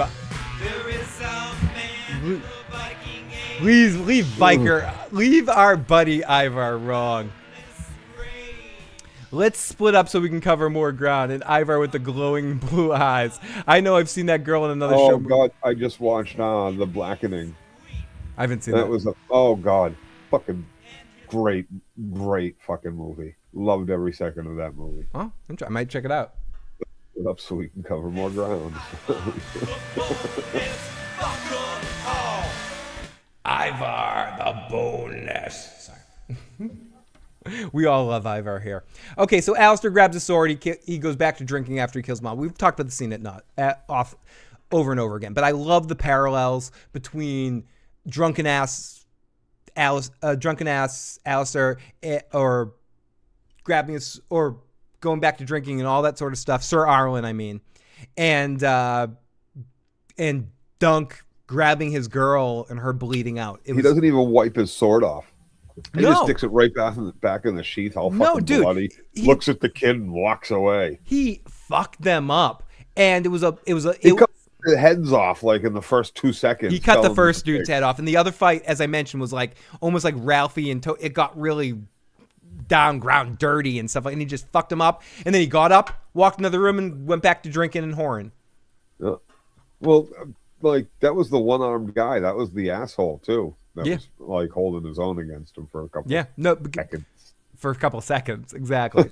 So we go off to Dunk and his girl, and then we, as I mentioned a few times, we flash right over to Dunk and his girl dying in a really emotional point, and then they do the slow pan out of like the emotional moment of her dying. And here's the thing. Okay, so and it worked for me, Joe. This would have worked for me too. That worked. So could you have saved the get up fucking moment for later then, instead of? No, you needed break. You panned out. You. Oh, I forgot to mention that in the early melee, Dunk is knocked down by the mace. Yeah, and so you pull out from this shot, right? And instead of hearing the get up, he just fucking like gets up or something, right? Like, and instead of extending this even further to him crying underneath the fucking porch, to underneath the floorboards in the dirt, to him then fucking hunting down fucking the knight and Flea Bottom, like all of that. Other than walking on that fucking leg that's been stabbed fucking God knows how many miles. Yeah, and if in fairness, Dunk never seems too affected by that stab in the leg. A little bit of a limp, and he passes out. A little. He looked like he was almost dead though. When Arlen eventually finds him. No, before Arlen finds him, before he like walks up over that hill, there's like he's laying down at a tree, and Arlen like goes on ahead that morning, and he stays asleep. Monty in the live chat says it was all Greek to me too, Joe. And let's shut that down off right there. Same Jake. I didn't understand the Dothraki speak. I didn't either, but we'll get into that in a second. We're not supposed to. Daryl says, Joe, put yourself in some characters. I'd like to put myself in some characters. Hey, now. Yeah, hell yeah. Yeah, of course. Of course. Jake, I know I've seen that girl in another show or movie. Chris, I'm so upset over here. I'm just kidding. Children are just as responsible as adults, especially characters Jackie see on a television show. I'm going to talk about the Muppets a little bit later, Sonic, before we go off.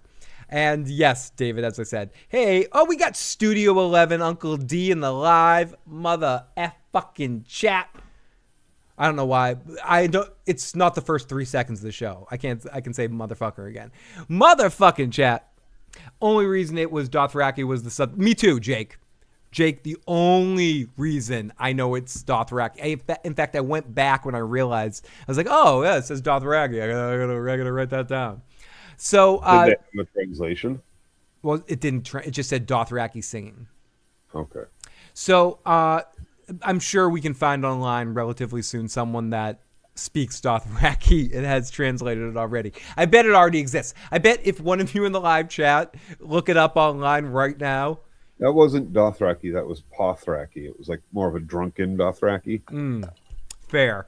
Everything he does has a little bit of that little of the drunken mixed in, kind of like myself right now. Dothrakigese.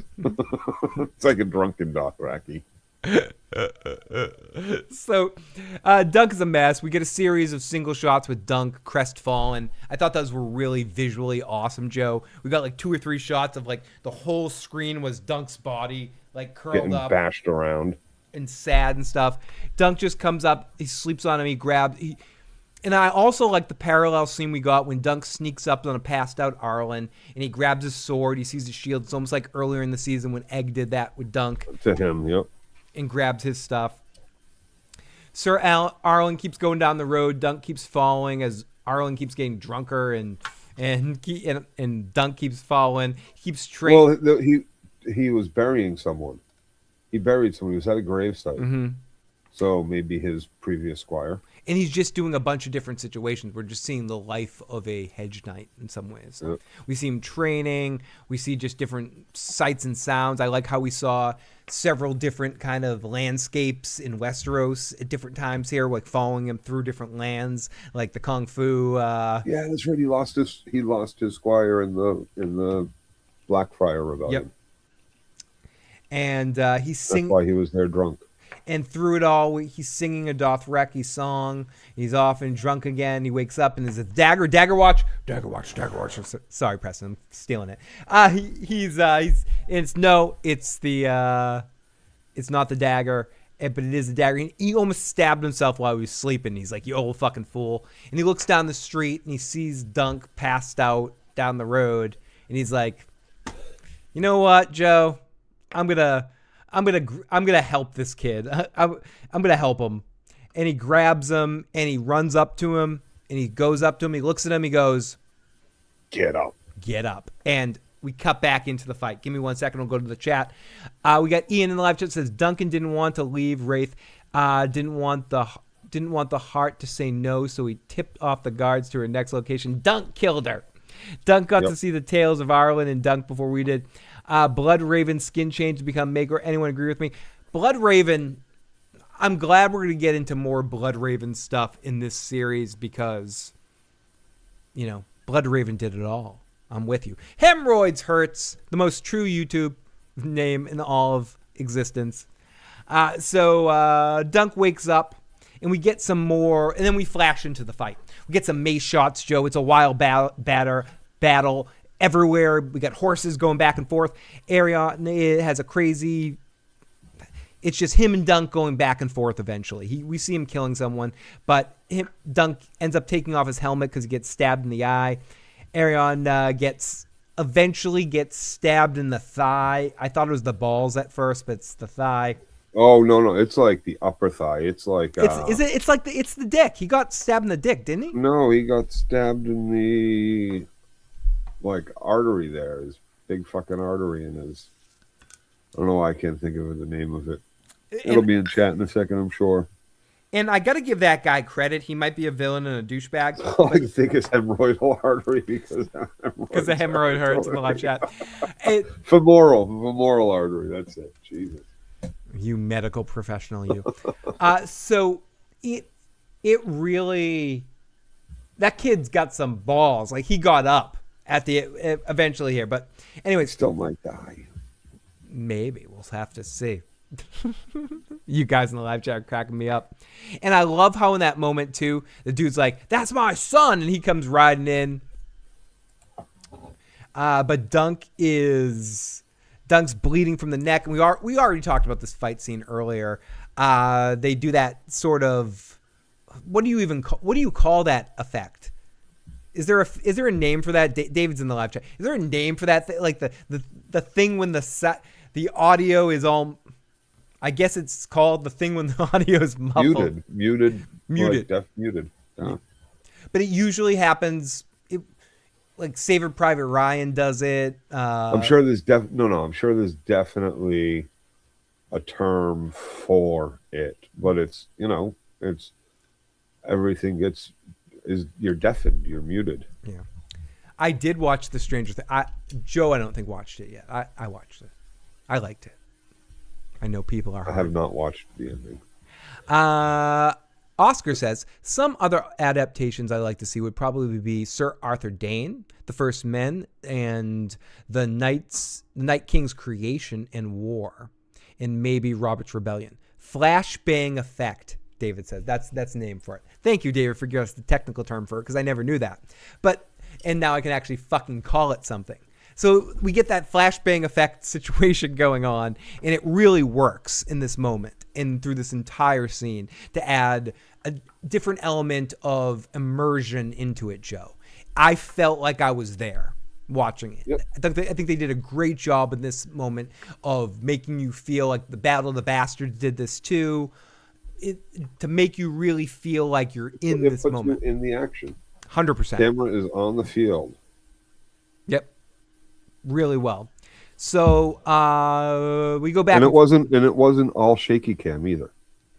We also get a lot of moments of Egg going full Adrian. Get up, Rocky! Get up! I love this episode, but Egg's part in this episode was just yelling from the background, going, "Come on, get up, sir, get up, Dunk, get up, Dunk." I loved it. I loved it too. I love this kid. They cast really well with this little Egg is brilliant. He is. Are you kidding me? When his brother fucking he's like killing his brother. When his brother says he yields. Oh, the scream that he gives. He is fucking pissed. Oh my God. The look on his face, like, you think he wanted him dead? Oh yes, he does. He absolutely does, without a doubt, 100%. He was yelling, "Kill him!" Yeah, from the stands in front of fucking everybody, cheering on his fucking knight, Sir Duncan. Like, I mean, that dude threatened to cut tortured off him. Threatened to cut off his manhood and stuff. So, okay, you have to read more into that scene. There's no way he told him everything that happened. No, totally. Right? Like, you have to imagine there's probably more. Yeah. It was like Joffrey. He might have even said it while he was treating him like that to begin with. Yeah. It was like Joffrey with Tommen. Like, there was just constant. No. It could have even been like, he could have actually been, I take it to see him, he was raping him. He was saying that while he was raping him and shit. We don't know that, but there's definitely some abuse. We don't know that, but there's a lot more than what's being said there. Fair. There's definitely some abuse and some I hear what you're saying in the sense that Egg has a lot. There's a lot going on, even stuff that we don't necessarily see. Yeah, for sure. Also referred to as the underwater effect using a low pass filter, says David. Thank you. And Monty's agreeing with you that it seems like there's some extra essay maybe there, some assault or some sort of stuff going on. And I'm not saying it's not possible. I'm definitely saying Egg wants this guy dead for sure. I'm with you guys. He definitely wants wants this dude dead. So his dad tries to come in and save him, but Dunk is bleeding from the neck too. Arian picks up the mask, starts yelling at Dunk, and Egg starts yelling, "Get up, get up, get up," as Dunk falls. We go to Egg, who says, "Get up, sir. Get up, sir." And I got a little emotional here, Joe. This is when I started to get a little misty. Arian finds his way up. Dunk is down. Egg is screaming, "Get up, sir. Get up." And is he going to do it, Phil? And he's like, "It's over. It's over. Call the fight." And finally we hear Mickey's voice. "Get up, you son of a bitch. Get up, because Mickey loves ya." We hear Sir Arlen come out. "Get up." I thought this edit was really good. Good audio editing in this episode.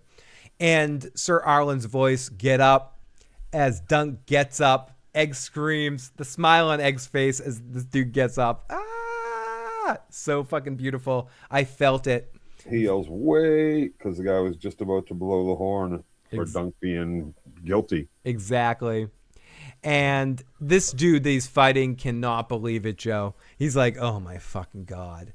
And Dunk, basically, to sum it up, gets on top of him and goes full MMA on him and just starts bashing the shit out of him. He goes, "Do you fucking yield? Do you tap out? Do you fucking tap out?" No, he said it first. He had to say it a couple times, actually. Yeah. He could barely get it out, but Dunk heard him and stopped.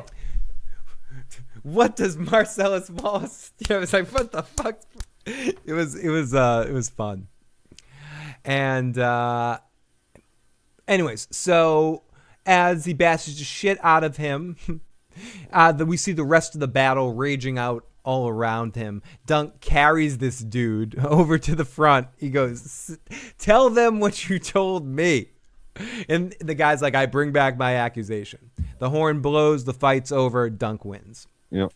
So we find out that Beesbury and Harding died. They died in the first situation.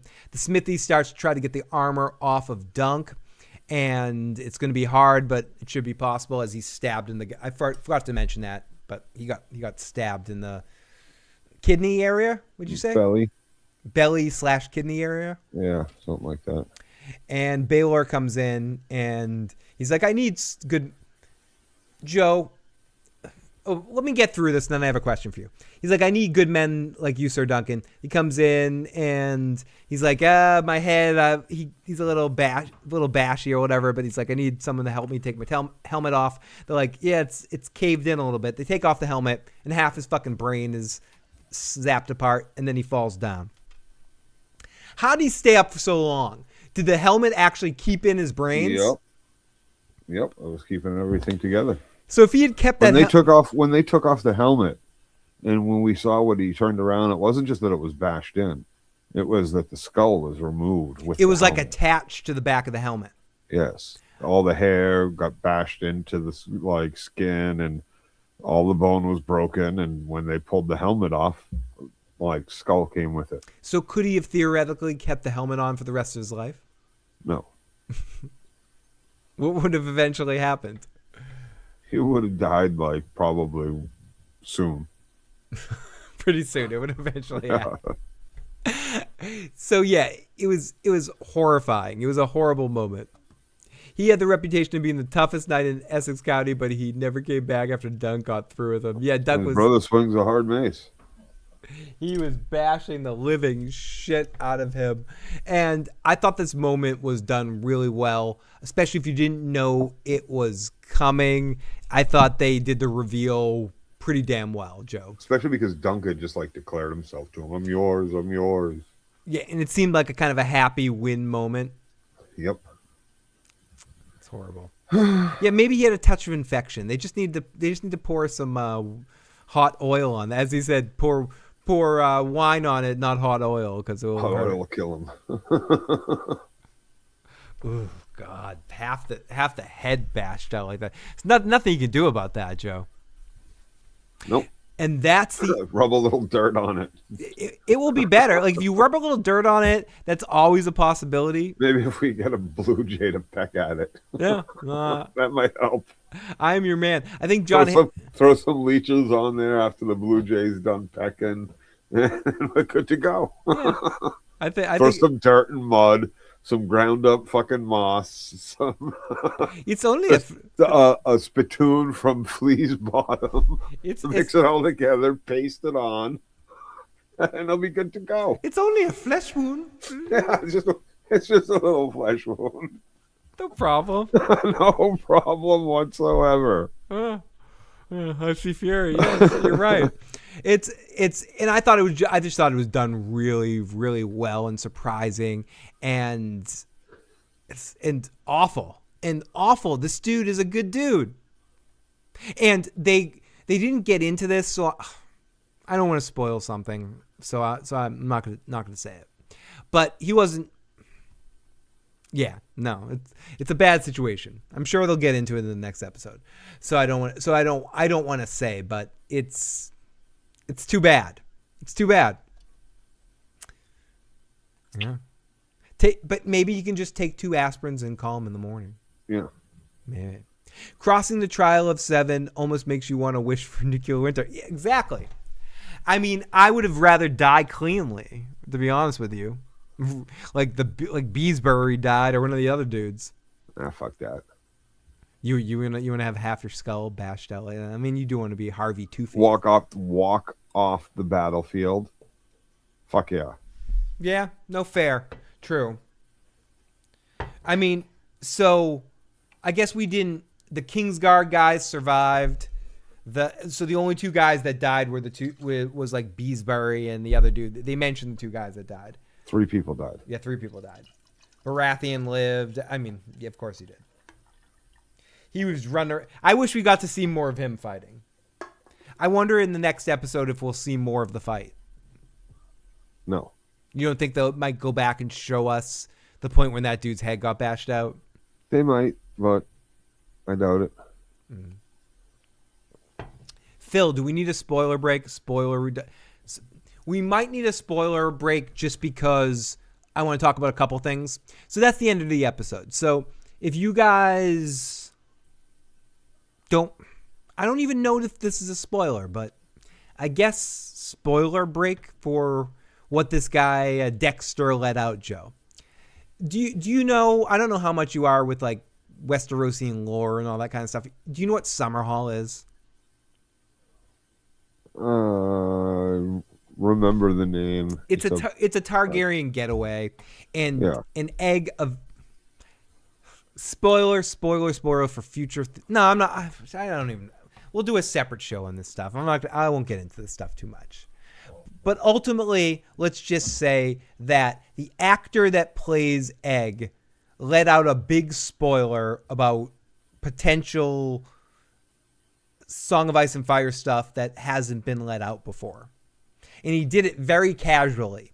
So if you want to watch that information, if you want to see some people that really break it down good, check out Red Team Reviews video on it, or the pre-show that Carmine and Preston did for earlier today for this episode. They get into it a little bit and they break it down. If you want to search out that information, go do it. Carmine and Preston are breaking it down better than anybody right now. So check out their stuff on it.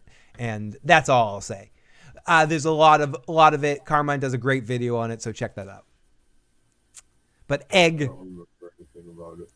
did let out some spoilers. Ian wants to know, Joe, what's on the wall?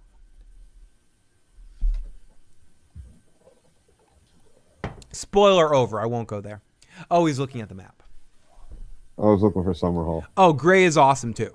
I'm just talking about covering this particular topic. I wouldn't mind a 30-minute shows if it just pumped it out. Let's just say Dunk got fugged up. I lost an eye. Whatever you do, don't take him to a guy who took off Jamie's hand. Absolutely not. Everybody, if you have any last-minute comments or questions, get it in. We're not ending right now. We'll probably be on for another 15, 20 minutes. But get your questions and comments right now. We might change the subject. And I meant to say that. We're at the end of the show. So if you're here we're still going to talk about this episode, still talk about Song of Ice and Fire. But we'll take questions about any general subject right now, any television shows. But we'll try to keep it generally based around Song of Ice and Fire, and keep it to this episode too. So, but yeah, we'll be on for about another 15, 20 minutes or so. So, Joe, is HBO going to Netflix? It does seem that way, that eventually HBO will just be a tab on Netflix. And that's a shame. We're getting very monopoly-ish. Yeah. We live in If that society now. If Netflix doesn't go up in price, it will be okay, so I don't have to pay for both services. Not that I sign into. Oh, it's definitely going to go up in price. They're gonna say, yeah, it's going to double. It'll eventually, over the next 5 years, it'll eventually double in price. Yeah, maybe more. Joe, are you a Muppets fan?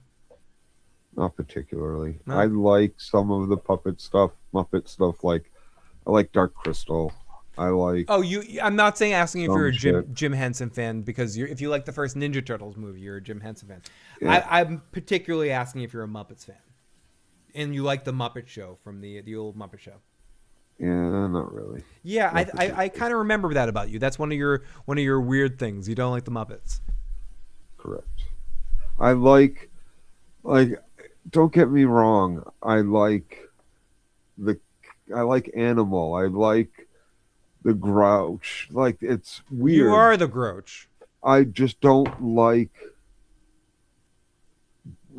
anything on their own, in snippets. There's some funny shit. They're cute, they're adorable, but to sit down and watch any kind of full length either episode of something or movie of something is tedious and awful, and I want to stab my eyes and ears out.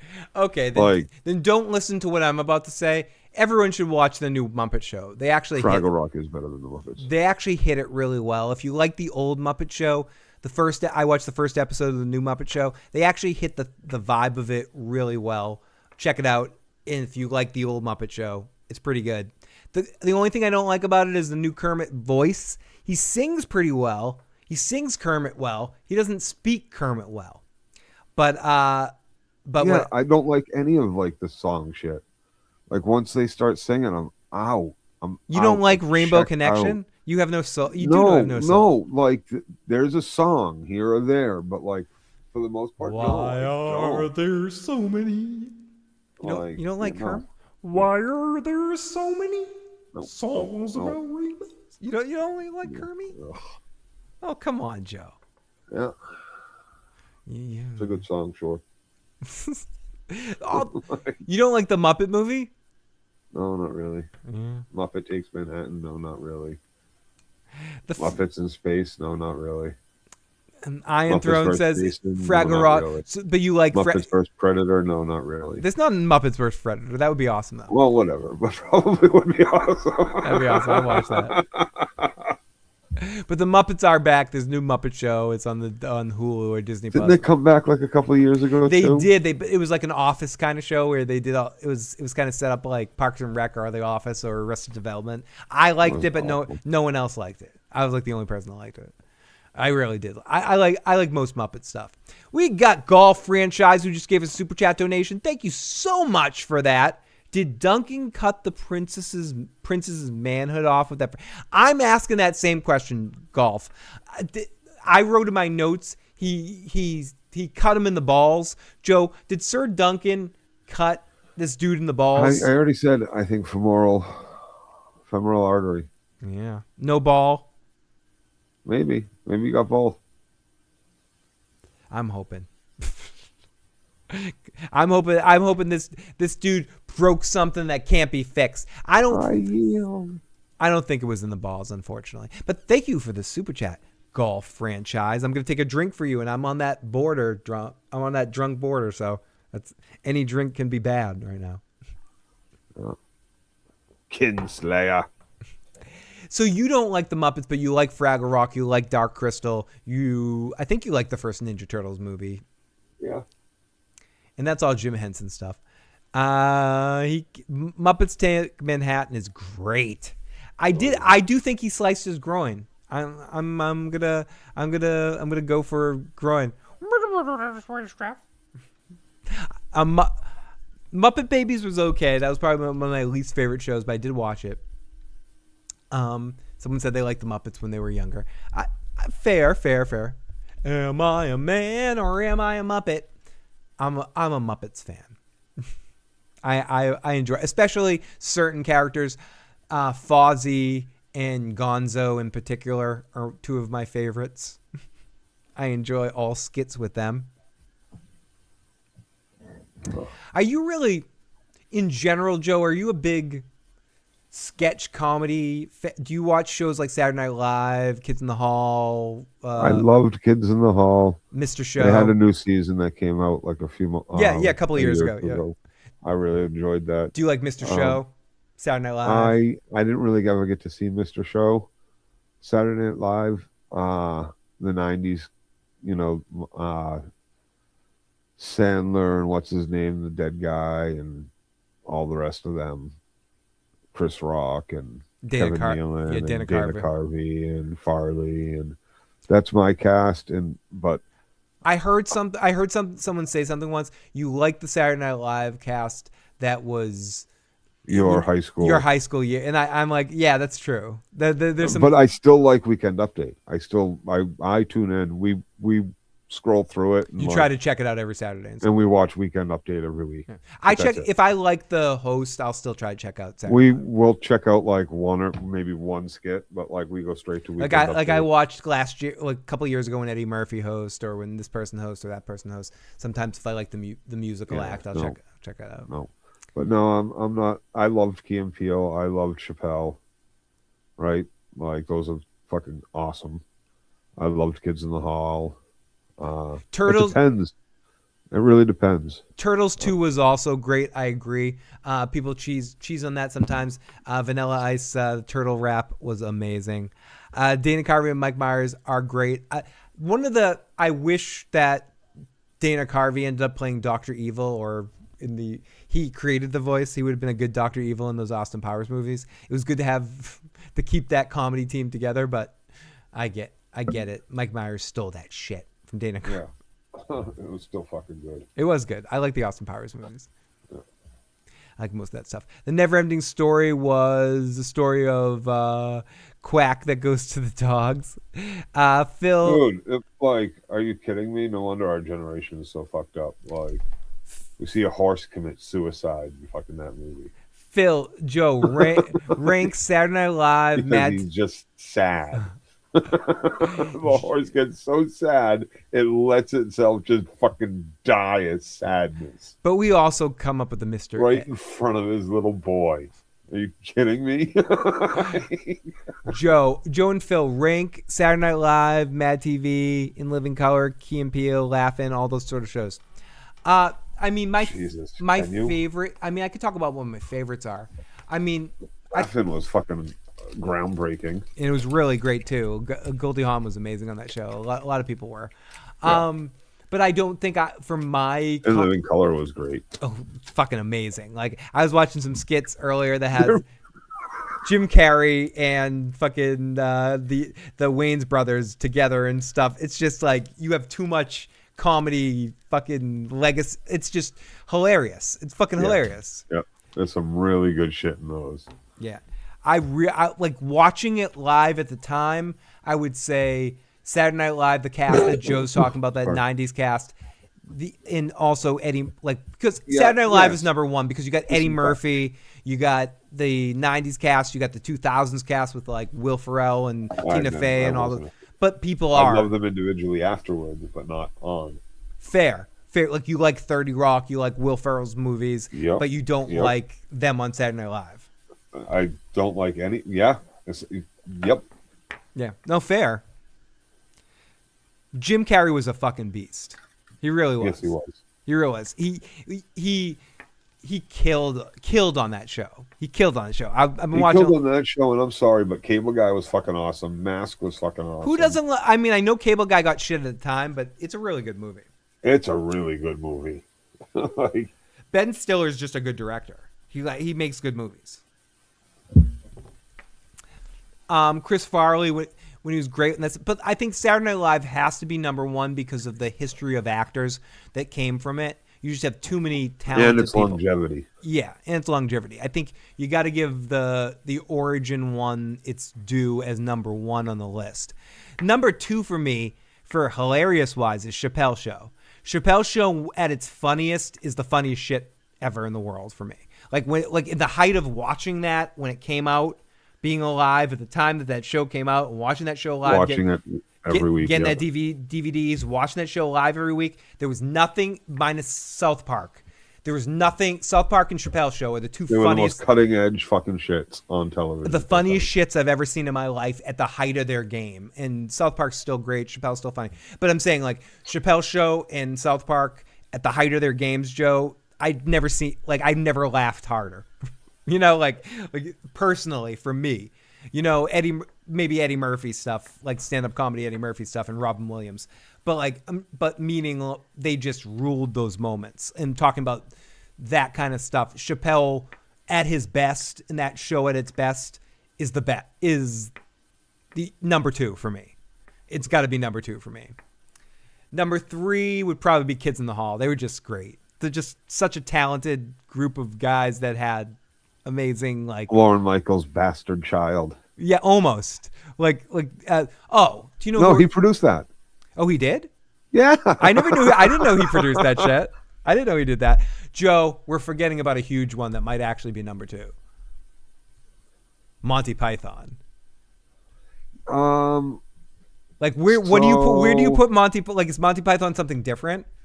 So Monty Python that's like a National Lampoon. So yeah, you're considering Monty Python like it's big. It's too big to put in this conversation. It's like we put it's not fair. It's like when you get into who's the best Wu-Tang member, you got to take Method Man out. It's not fair.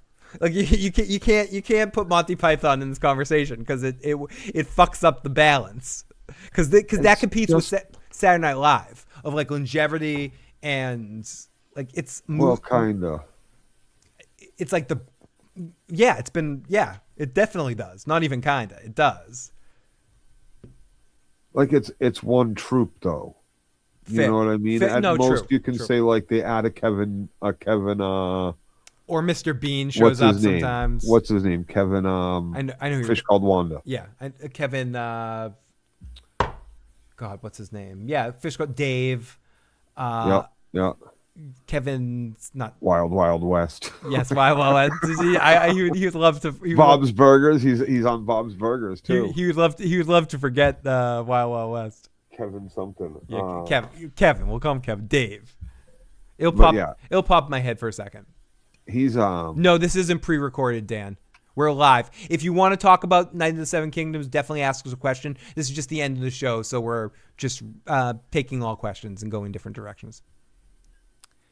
Someone says Biff Tannen, but okay, just to finish that question, Mr. Show is also amazing. I never got too into Key and Peele, Joe, but Upright Citizens Brigade was pretty fucking good. Oh, or the Strangers with Candy was pretty fucking good. The State's pretty fucking good. The State was hilarious, which eventually led into Tracy Ullman. Tracy fucking Ullman is incredible. The Tracy Ullman Show. Dan, we are live. Tracy Ullman had her own has like a long-standing British that version birthed of her The show. Simpsons. It birthed The Simpsons. Yep, like Tracy Ullman. Klein, thank you, Cam. Oh my God, Kevin Klein. Go home. She's one of the most brilliant fucking Would you say that Tracy Ullman is one of the most underrated comedians of all time? Yes. Yeah, yes, me too. 100%, hands down. And she's had her own fucking Fox show. She had her own like long-standing BBC shit. She had her own like an HBO show or something like, and then a later run another show. Like she's really fucking good. She's really hilarious. Talented fucking woman. No, he was not in those. Joe Dirty Locks is not in the Epstein files officially. He is not. The State was hilarious. The State was mother-frickin' hilarious. I actually saw those guys live, and as people say, I said it before, but that basically turned into Reno. Not turned into. I almost feel like I like Reno 911. It was good. That needed to be lampooned, the cop shows and all that sort of stuff. But it kind of locked those guys into that one joke, and those guys had a lot of different different. Lennon and Yeah, all of them. he's one of the, to me, he's one of the funny, like, sketch comedy guys. The Upright Citizens Brigade, I saw them live a couple times. Yeah. They're I saw fucking the hilarious. State guys at the Orpheum a couple times. Mad TV was good too. Yeah. We got the Will Sasso's fucking hilarious. we got the amazing AK in the live chat. 100% on the Tracy Ullman point. Yeah, she's so underrated and one of the great great comedy talents of our age. With I don't know why I'm going to mention Chris Elliott, but one of the things I loved about the sort of the end of How I Met Your Mother is they had both Chris Elliott and Tracy Ullman out there. Chris Elliott is another one of those underrated comedy gems. For some reason, I find Chris. Well, Elliott he was a longtime writer for like Letterman. Yep, totally. And then he had his own, like, he finally got his own fucking show after like a decade and a half of writing for Letterman. And the Paperboy, or what was it called, the Paperboy? Yeah, something and it was Cabin Boy. Cabin Boy was the movie. No, that was the movie. Yeah, Paperboy, where he lived show, yeah, I forgot like about the that. TV show. I forgot about which that show. Bombed, but was like better than it should have been, but also worth bombing. Better than it got credit for. Definitely not offended, Antoine. Not even a little bit. 80s kids remember that. They also remember how funny Moose was. And how You Can't Do That on Television is another sketch comedy show that deserves to be mentioned in this list if we're talking about sketch comedy shows, because that was one of my foundational shows before I really got into Saturday Night Live, Joe, before I got into Kids in the Hall, before I got into Mad TV was okay. Artie Lang was funny on that. A couple other people were funny on Mad TV, but I must admit I didn't get too into Mad TV or the Friday show that existed for a while. Certain shows I didn't get in, sketch comedy I didn't get into as much. Yeah. Take My Strong, Chris Elliott's Scary Movie. Chris Elliott is funny. He's just a funny guy. There's something just naturally, engagingly funny to me about Chris Elliott. I can't verbalize it exactly how to do that. I heard that. My first skit show. You can't do it. You Can't Do That on Television was definitely my first skit show. I never saw it. You were in Nickelodeon? Was it Nickelodeon? Yeah, no, I didn't have cable until. You didn't even have TVs till you were in fucking 20s. I forgot. I had 4, 5, 7, 11, 12.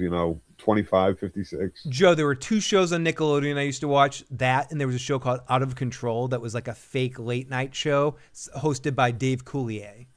Nope, I used to watch WSBK 38, MASH and Cheers reruns, and then I would watch Ask the Manager of the Station. Ran for like 3 hours on Sunday nights. I would watch reruns of like Brady Bunch and Growing Pains and fucking Family Ties on 56. WLVI 56 and Family Ties is a great show. Family Ties Channel 25, of course, had all the great fucking Fox shows. I feel like shows like Family Ties and Spins, like getting to see Michael J. Fox every week on your television screen was a amazing treat that we got as kids. You know what I mean? Because he's movie star talent that we got on our TV screen. Danny DeVito's another one on Taxi. Yep. Getting to see Danny DeVito on Taxi every week almost feels like... And Doc Brown on Taxi. And fucking John, what is his, Judd Hirsch. Judd Hirsch. And Professor Wheeler there. Don't forget about Alan Alda on fucking MASH and fucking Ted Danza and what's her name? Ted Danson might be the greatest sitcom actor of all time, but he's not really a movie star. But like DeVito became a movie star. So when you see them on a sitcom every week and you get these long seasons, you're almost like, oh my God, I get this much of Michael J. Fox. I get 20 episodes of Michael fucking J. Fox. It's almost like an extra treat that when you get a movie star on a television series like that, it's like they were able to make the leap. When you watch like Still, the Michael J. Fox documentary, you really realize how much he was actually working at that point, at the Family Ties point. Dude, especially when he took over for Eric Stoltz on Back to the Future. He was like working during the day and working and shooting Back to the Future at night and not sleeping. Yep. And he knew he was getting sick at that point too. That's what the fucked up point. Like he knew it was coming. So he was like trying to work extra hard just to kind of like... After a hard night of partying. It felt like a butterfly in my finger. And AK, we definitely need to talk about You Can't Do That television at some point in time. The most famous person to come from You Can't Do That in television, Joe, is Alanis Morissette. Was on a couple of episodes. That's actually how I think she met Dave Coulier for the song You Ought to Know, like where it's about Dave Coulier, because he was on Nickelodeon at the same time hosting the Out of Control show, which was another really awesome show. Out of Control was almost akin to Space Ghost late night show.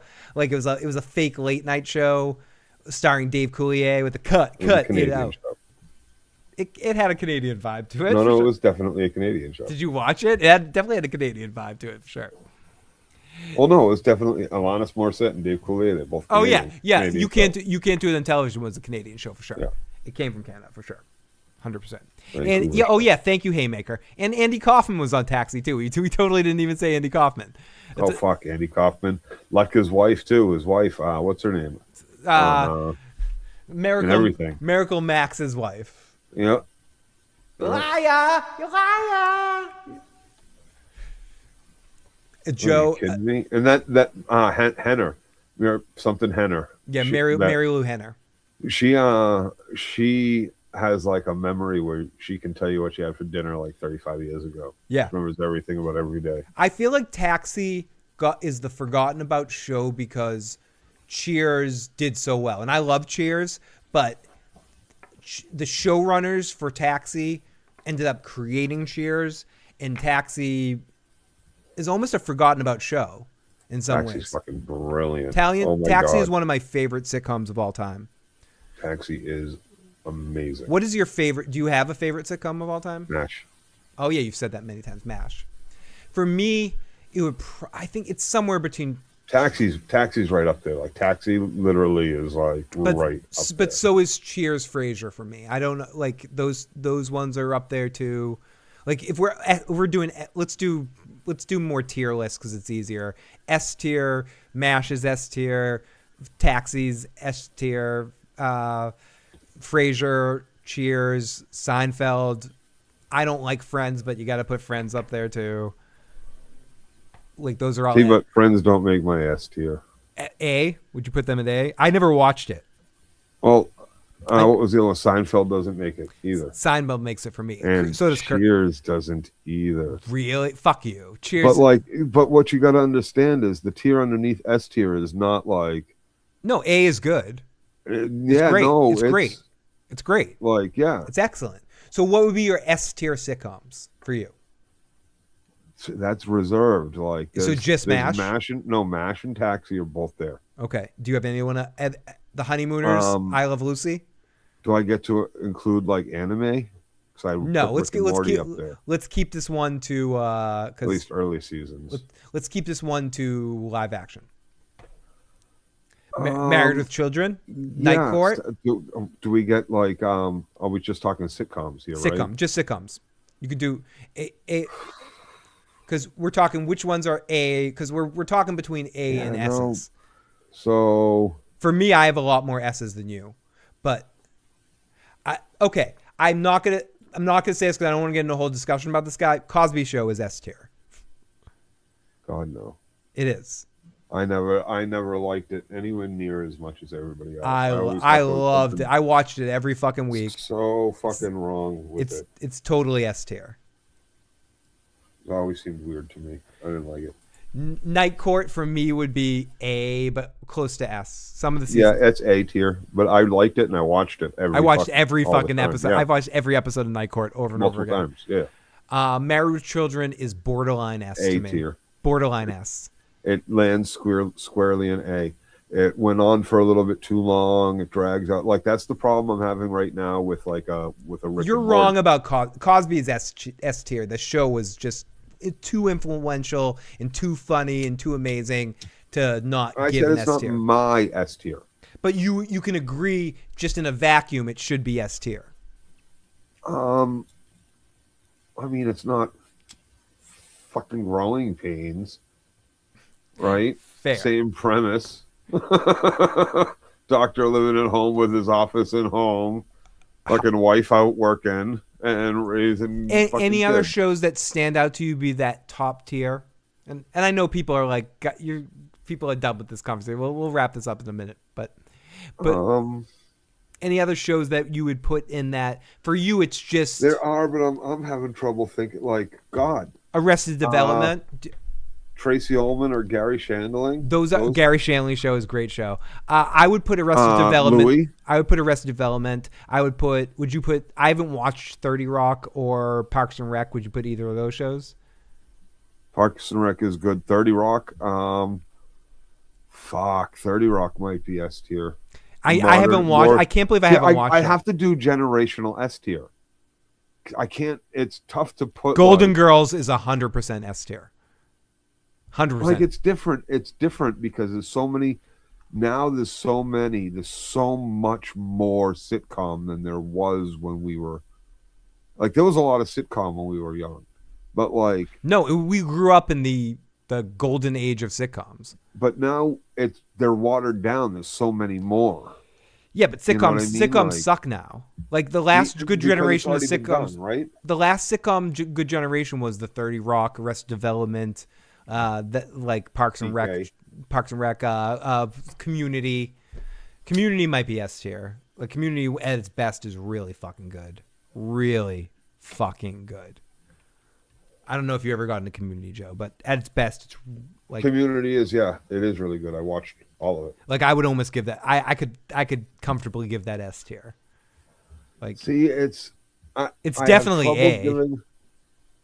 Modern Family is really good, but I can't put that S tier either. Home Improvement, Raising Hope is fucking. Raising Hope really is S is high A. Yeah, high A. I might even. Okay. No, that's S tier. That's S tier. No, that's 70 show. The last season that's really S tier. Last season bombed it. Same with How I Met Your Mother. Like the last episode bombed it. Yeah. How I Met Your Mother would be high B, low A at this point. Yeah, an ending has a lot to do with a lot. For me, my guarantee S tier would be Golden Girls. Yeah, definitely S tier. Arrested Development at its best. Those first 3 seasons of Arrested Development. Right, but when you say at its best, so then you put that 70s show at its best. Yeah. Okay, if we're going at its best, Cheers, Frasier. You can't not put Frasier. Frasier is one of the best written. You can't do at its best. You gotta take those overall, Arrested Development, those final seasons, get it out. How did it finish? Like did it finish strong, down, or did it? Yeah, it goes right downhill. Throw out the window. It goes down to take 5 years off, and like Netflix brings us back. The Netflix Arrested Development years. Jerk. The Netflix Arrested Development years bring it down to A, but those first Fox seasons are S. Scrubs is S for me. Scrubs is 100% S for me. Even with that last season. Yeah, that doesn't count. That's a spinoff. No, it's not. It's a spinoff. Fuck you. It still counts. No, it's not. It's Scrub Medical School. It's a different show.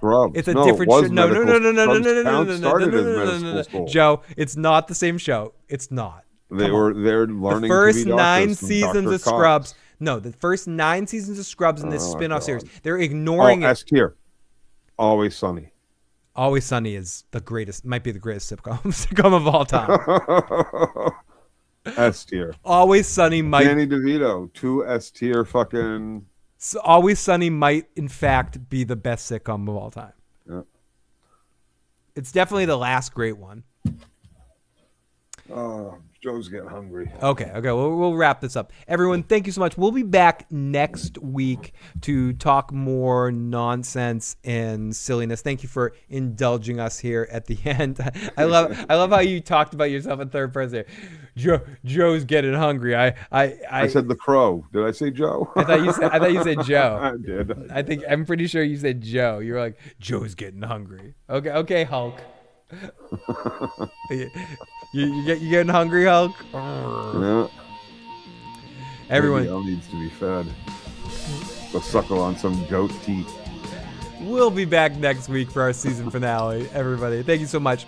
If you haven't already, please like the video, hit the subscribe button if you're listening to the podcast. Make sure you're following the podcast and give us some star ratings and all that sort of stuff. Hope you guys enjoyed your time tonight. We had a great time talking to you. Dan DeVito hits his comeback bag with that show. He really does. I mean, Danny DeVito was obviously a movie star, but Always Sunny just is.